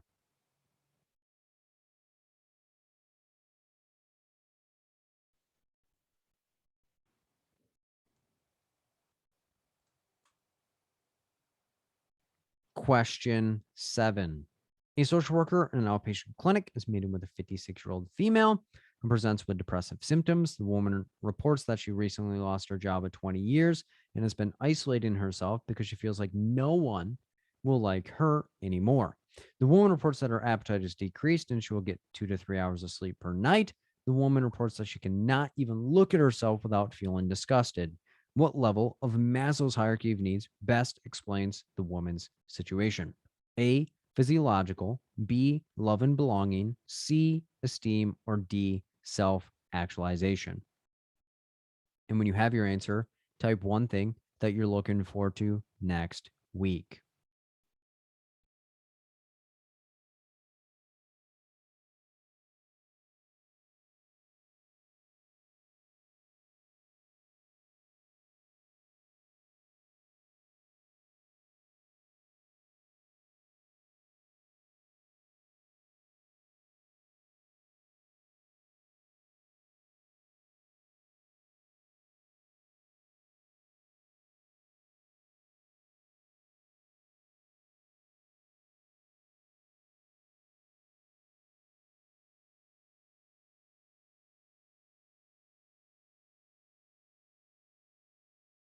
Opening the polls.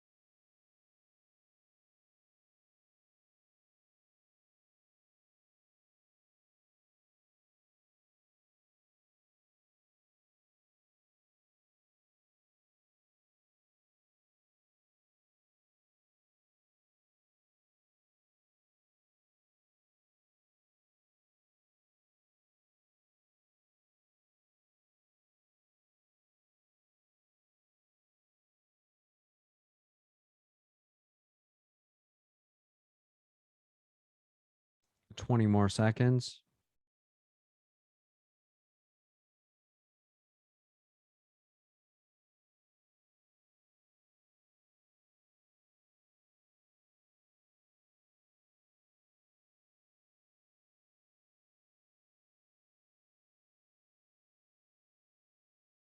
Shutting down the polls. The majority think it is B and C. Second place is A. Third place is D. Let's look at it. We're a social worker in an outpatient clinic, so that's who we are and where we are at. Meeting with a 56-year-old female who presents with depression symptoms or depressive symptoms. The woman reports to our direct client that she recently lost her job of 20 years and has been isolating herself because she feels like no one will like her anymore. So, kind of a reaction to the loss of her job. The woman reports again directly our source that her appetite is decreased and how she will get 2 to 3 hours of sleep per night. The woman reports, again, our direct source, that she cannot even look at herself without feeling disgusted. What level of Maslow's hierarchy of needs best explains the woman's situation? Let's break down each level of Maslow's hierarchy of needs, compare it back to the question to see what we're looking at in particular. A, physiological, is when someone's basic needs are met, such as food, shelter, clothing, air, sleep, etc. Love and belonging is when someone needs others around them and to feel connected in some way. C, esteem is when someone needs a sense of accomplishment, status, prestige, and a positive sense of well being. D, self actualization is when someone is actually doing what they see for themselves and are giving back to others. So let's look back at the question to see what we're looking at in particular. So, quick review. Social worker outpatient clinic, 56-year-old male reports with depressive symptoms. There's on depressive symptoms. One reports that she recently lost her job of 20 years. Any length of time, hop on top of it because it helps paint the picture of what we're looking at. So she had the job for 20 years, been isolating herself. She feels like no one will like her anymore. One reports that her appetite has decreased. She will get 2 to 3 hours of sleep per night. And then reports that she cannot even look at herself without feeling disgusted. So keep all that in mind as we go through each answer choice. So right off the bat, we're going to rule out D. Why? Because the woman was likely self-actualized prior to losing her job of 20 years. She's now unemployed and is saying, crap, I do not have my job any longer. So D is incorrect because she's not living the life that she would actually like to see for herself. We're also going to rule out A, and some people may be thinking, Bill, what are you talking about? She's saying she's only getting 2 to 3 hours of sleep per night and her appetite is decreased. What is the deal here? Well, remember, she presents with depressive symptoms. It's not saying that she's homeless, doesn't have a place to stay, and or that her other needs are not being met. The sleep could be associated with the depressive symptoms as well as decrease of appetite. So we have to stay in our lane and understand what's actually going on with and for the situation. So are we looking at B, love and belonging, or C, esteem?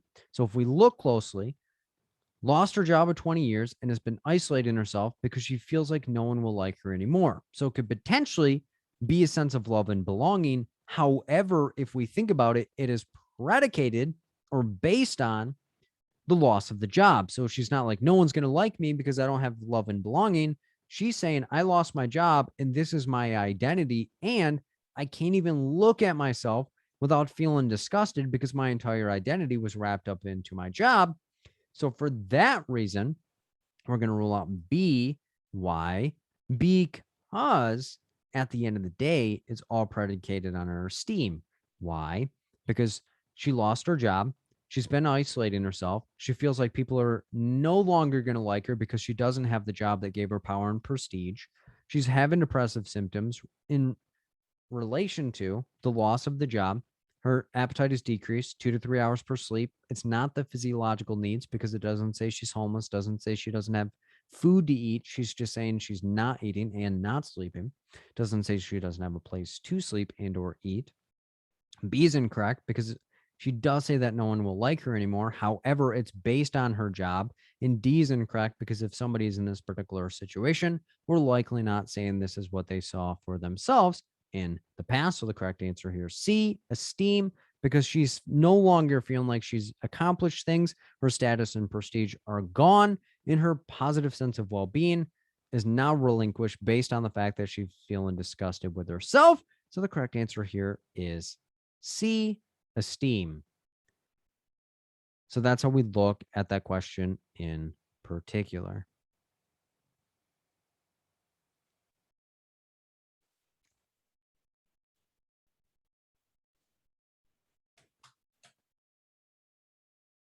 Question 8. A social worker in a psychiatric hospital is meeting with a 25-year-old male who reports recently trying to kill himself.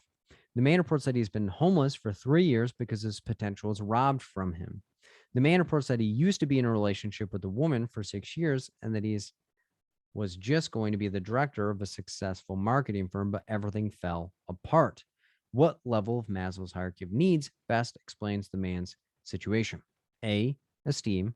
B, self actualization. C, love and belonging. D, physiological needs. And when you have your answer, type one thing that you're blessed to have in your life right now.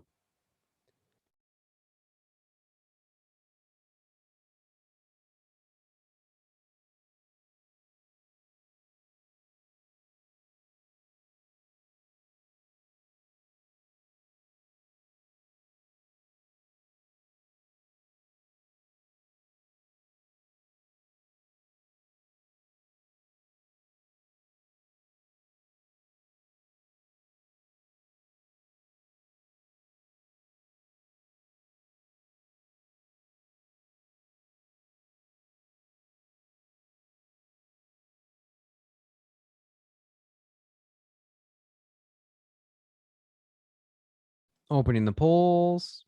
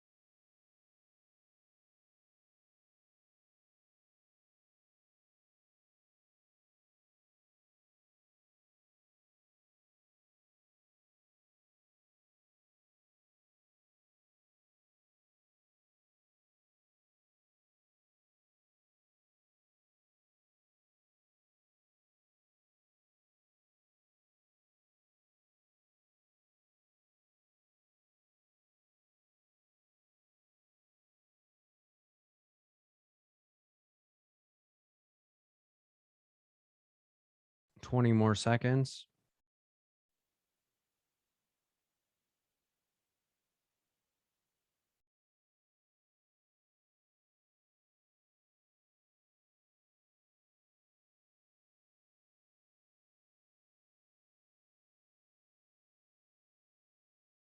Shutting down the polls. The majority think it is D. Second place is C. Third place is A. Fourth place is B. Let's look at it. We're a social worker in a psychiatric hospital. So that's who we are, where we are at, meeting with a 25-year-old male. So that is our client. Reports recently trying to kill himself. Man reports that he's been homeless for 3 years because his potential was robbed from me any length of time.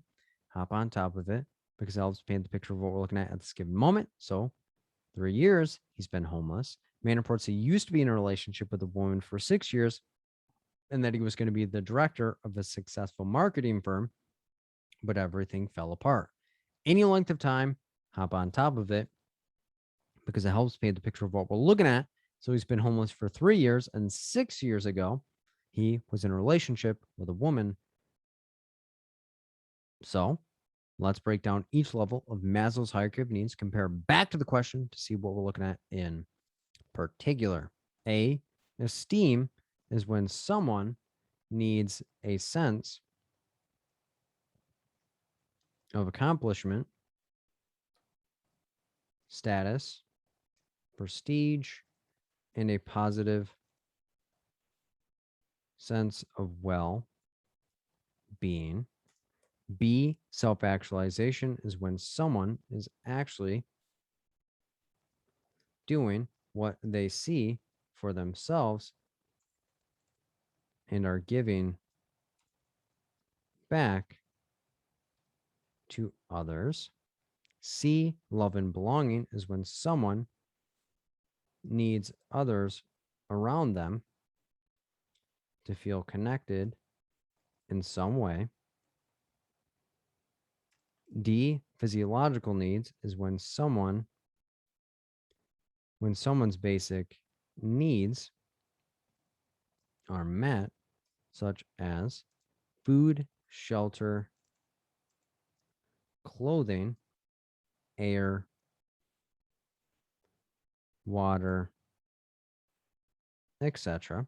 So let's look back at the question to see what we're looking at in particular. So quick review. Social worker, psychiatric hospital, 25-year-old male trying to kill himself. The man reports that he's been homeless. He's been homeless. He's been homeless. He's been homeless. He's been homeless. He's been homeless for 3 years. Any length of time, hop on top of it because I'll paint the picture of what we're looking at this given moment because his potential is robbed from him. The man reports that he used to be in a relationship with a woman for 6 years. Any length of time, hop on top of it because I'll paint the picture of what we're looking at this given moment. He was going to be a director of a successful marketing firm, but everything fell apart. So keep all that in mind as we go through each answer choice. So right off the bat, we're going to rule out B. Why?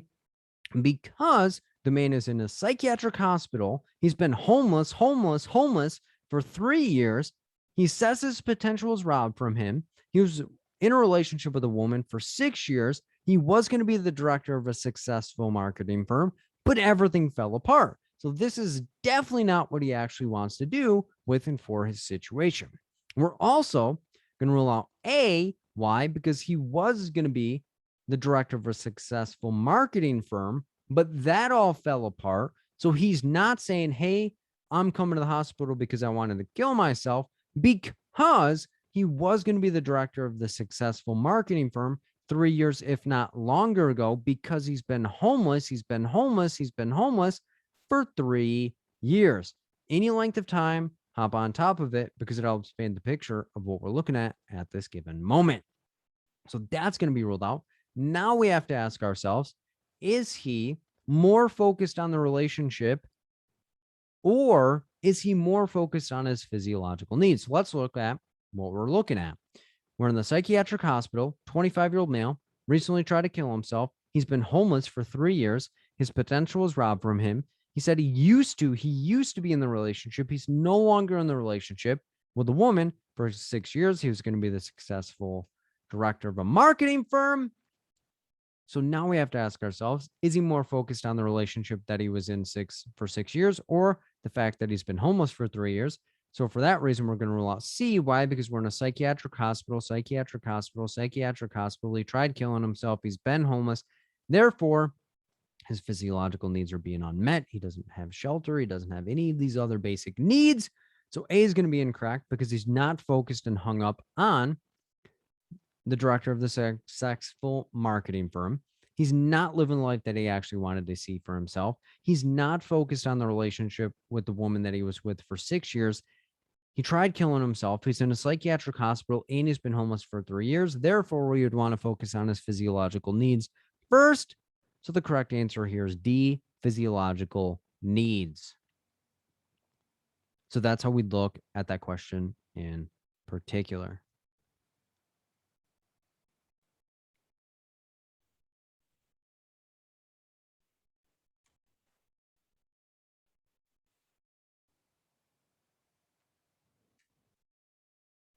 Question 9. A social worker is running a grief and loss therapy group for mothers who have lost their children. During the most recent session, one of the members reports that she's been struggling with thoughts of wanting to kill herself due to missing her son. The social worker inquires about protective factors that exist in her life. The woman reports that without this group and the support it provides, that she would no longer be here.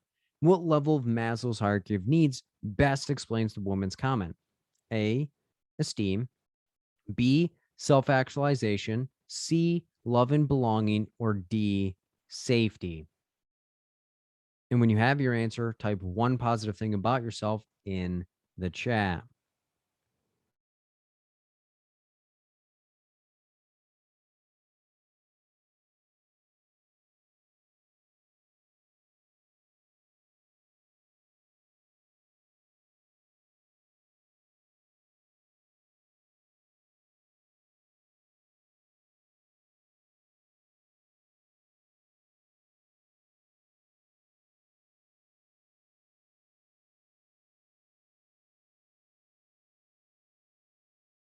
Opening the polls.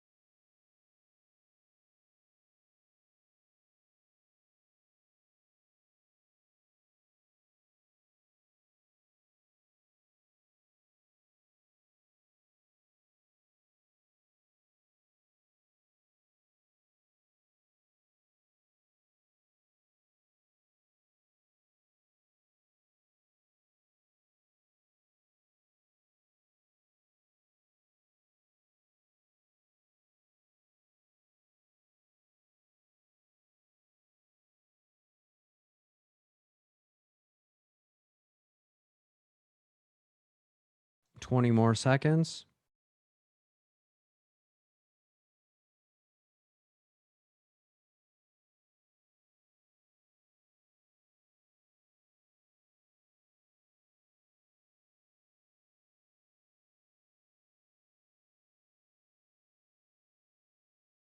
Shutting down the polls. The majority think it is C. Second place is D. Third place is A and B. Let's look at it. We're a social worker running a grief and loss therapy group. So that's who we are and what we're doing. Population for mothers who have lost their children. During the most recent session, any length of time, hop on top of it because it helps paint the picture of what we're looking at. So what's going on right now. One of the members reports that she's been struggling with thoughts of wanting to kill herself due to missing her son. The social worker inquires about protective factors that exist in her life. She states, I've been having thoughts to kill myself. We're trying to identify reasons what would prevent her. The woman reports, so that is our direct client in this situation, that without this group and the support it provides, she would no longer be here. So the grief and loss group is what she's rapping and rocking with.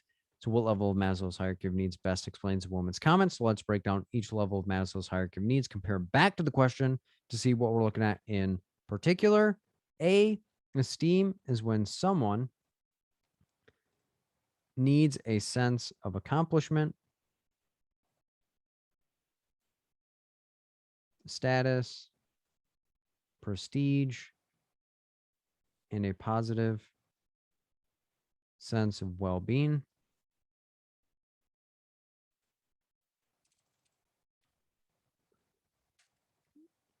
B, self-actualization is when someone is actually doing what they see for themselves and are giving back to others. C, love and belonging is when someone needs others around them to feel connected in some way. D, safety is when someone feels safe and secure in their situation, such as financial, health, living environment, etc. So let's look back at the question to see what we're looking at in particular. So quick review: social worker, grief and loss therapy group, mothers who have lost their children to the most recent session. Any length of time, hop on top of it because that helps paint the picture of what we're looking at this given moment. So what's going on right now? One of the members reports that she's been struggling with thoughts of wanting to kill herself due to missing her son. The social worker inquires about protective factors that exist in her life. The woman reports, so not all of the members of the group now, just the single woman is now our client, that without this group, and the support it provides, she would no longer be here. So keep all that in mind as we go through each answer choice. So right off the bat, we're going to rule out B. Why? Because we're not going to say, yep, you wanting to kill yourself is probably exactly what you wanted to see with and for your situation ever since you were a child. Bad moves, bad vibes. We're also going to rule out A.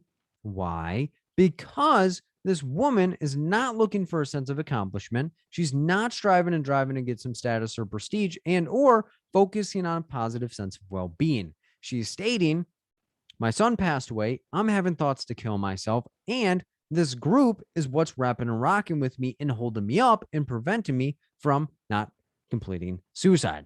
So therefore, A and B will both fall to the wayside. And now we need to ask ourselves, are we looking at a sense of love and belonging where someone needs others around them to feel connected in some way? Or are we looking at this woman's safety and identifying different ways that she can get a sense of security to maintain her physiological needs? So let's look back at the question to make sure we're not making a mistake with and for our situation. Grief and loss group, mothers lost the children to the most recent session. So what's going on right now? One of the members, one of the moms, states that she wants to kill herself due to missing her son. We gather information like the good stewards that we are to make sure that we stop people in their tracks Woman reports, without the group, and the support it provides, she would no longer be here. Therefore, we're going to rule out D. And again, safety can be such a tricky thing because you may be like, Phil, I thought safety was on the acronym and I need to make sure this person is safe.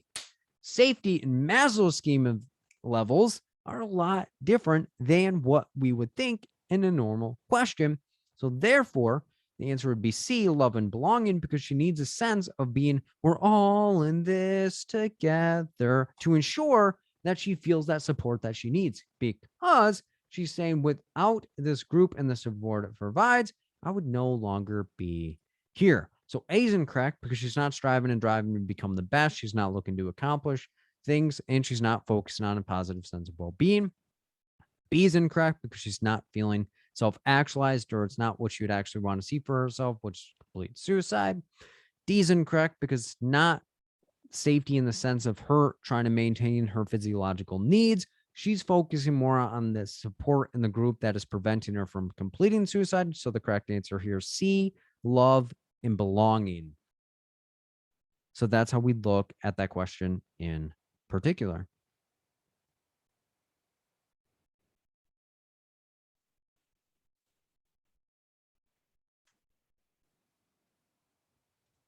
Question 10. A social worker has been working with a 26-year-old man for the past 4 months to address his crack use. Prior to treatment, the man was homeless and stealing from local grocery stores to survive. Since being in treatment, he has maintained sobriety and found steady employment. During the most recent session, the man thanks the social worker for helping him to turn his situation around and feels like he no longer needs to see the social worker. What level of Maslow's hierarchy of needs best explains the man's comment? A, esteem. B, self actualization. C, love and belonging. D, safety. And when you have your answer, type one thing that you learned from the session today.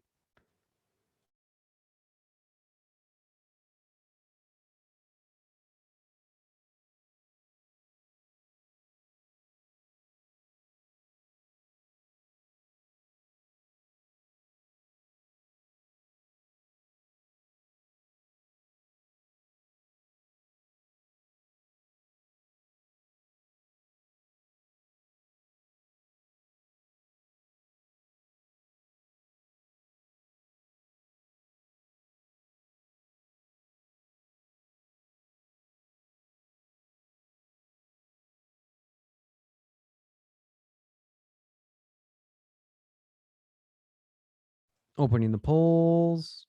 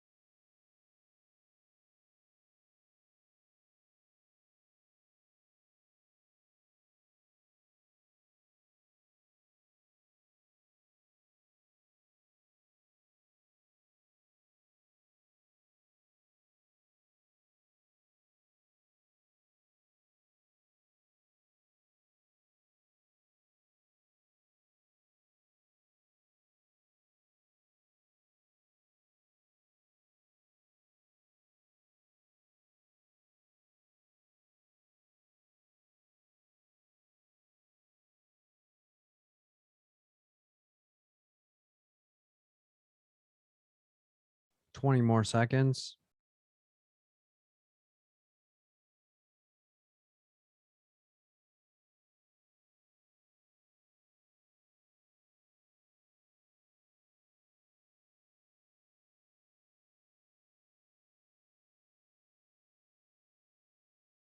Shutting down the polls. The majority think it is B. Second place is D. Third place is A. Fourth place is C. Let's look at it. We're a social worker working with a 26-year-old man. So that's who we are and who our client is for the past 4 months, any length of time. Hop on top of it because I'll paint the picture of what we're looking at this given moment to help address this crack use. So that's what brought him in 4 months ago. Prior to treatment, any length of time, hop on top of it because that helps paint the picture of what we're looking at this given moment. So 4 months, if not longer ago, the man was homeless and stealing food from local grocery stores to survive. Since being in treatment, any length of time, hop on top of it because I'll paint the picture of what we're looking at this given moment. So for the past 4 months, he's maintained sobriety and found steady employment.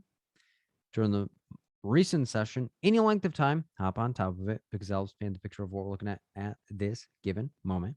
The man thanks the social worker for helping him to turn his situation around and feels like he no longer needs to see the social worker. What level of Maslow's hierarchy of needs best explains man's comment? So let's break down each answer choice and compare back to the question to see what we're looking at in particular. A, esteem is when someone needs a sense of accomplishment, status, prestige, and a positive sense of well-being. B, self-actualization is when someone is actually doing what they see for themselves and are giving back to others. C, love and belonging is when someone needs others around them to feel connected in some way. D, safety is when someone feels safe and secure in their situation, such as financial, health, living environment, etc. So let's look back at the question to see what we're looking at in particular. So quick review: social worker, 26-year-old male, past 4 months, any length of time, hop on top of it because I'll paint the picture of what we're looking at to address this crack use prior to treatment. Any length of time, hop on top of it because I'll paint the picture of what we're looking at. So 4 months, if not longer ago, the man was homeless and stealing from local grocery stores to survive. Since being in treatment, any length of time, hop on top of it because I'll paint the picture of what we're looking at this given moment. So for the past 4 months, he has maintained sobriety, and found steady employment during the recent session. Any length of time, hop on top of it because I'll paint the picture of what we're looking at. So what's going on right now? The man thanks the social worker for helping him to turn a situation around and feels like he no longer needs to see the social worker. So keep all that in mind as we go through each answer choice. So right off the bat, we're going to rule out D. Why? Because nowhere does it say that he's currently struggling with any safety needs. However, in the past, so prior to treatment, he was homeless and stealing from local grocery stores. However, he has maintained sobriety and found steady employment. Therefore, he's not in the safety needs. He is bounced up to a higher level because physiological needs would be where he has housing and has all of his basic needs met. Safety would be identifying ways to ensure that he can maintain his basic needs getting met. But from this given moment, he has turned his situation around, feels like he no longer needs to see the social worker and has a more steady base with and for his situation. We're also going to rule out C. Why? Because it doesn't say that he's needing to be connected to other people outside of himself, because what he's more focused on is that he's maintained sobriety, so he's improved his situation in addition to finding steady employment. So now we have to ask ourselves, esteem, is he looking to have a sense of accomplishment, status, prestige, and a sense of positive well-being, or has he reached his maximum level of doing the dream job that he wants and giving back to other people? So let's look back at the question to make sure that we're not going to make a mistake. For the past 4 months, he's been in treatment to address his crack use. Prior to treatment, he was homeless, stealing from local grocery stores to survive. Since being in treatment for the past 4 months, maintained sobriety, 4 months of sobriety, and he's found steady employment. During the recent session, he thanks the social worker for helping him turn his situation around, and he feels he no longer needs to see the social worker, so he's kind of accomplishing things.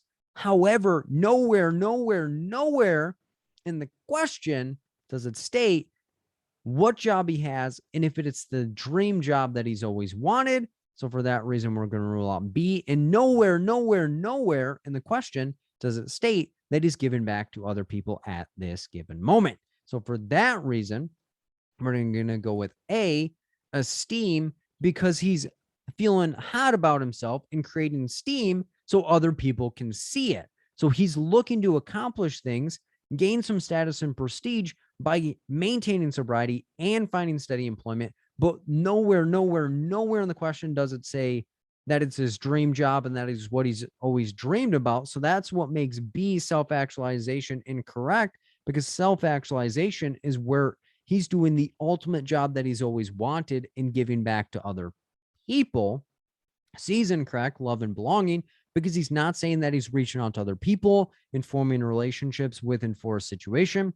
And D, safety is incorrect because it doesn't say that he has any safety or deficiency needs or any deficits within his physiological needs. And it seems that he's secured steady employment, which would ward off any neglect within that situation. So the correct answer here is A, esteem, based on the fact that he's secured steady employment, not what he'd like to see for himself. He's not looking for love and belonging or looking for relationships outside of himself. His physiological needs are being satisfied based on the fact that he's maintained sobriety and found steady employment. So the correct answer here is A, esteem. That's how we look at that question in particular.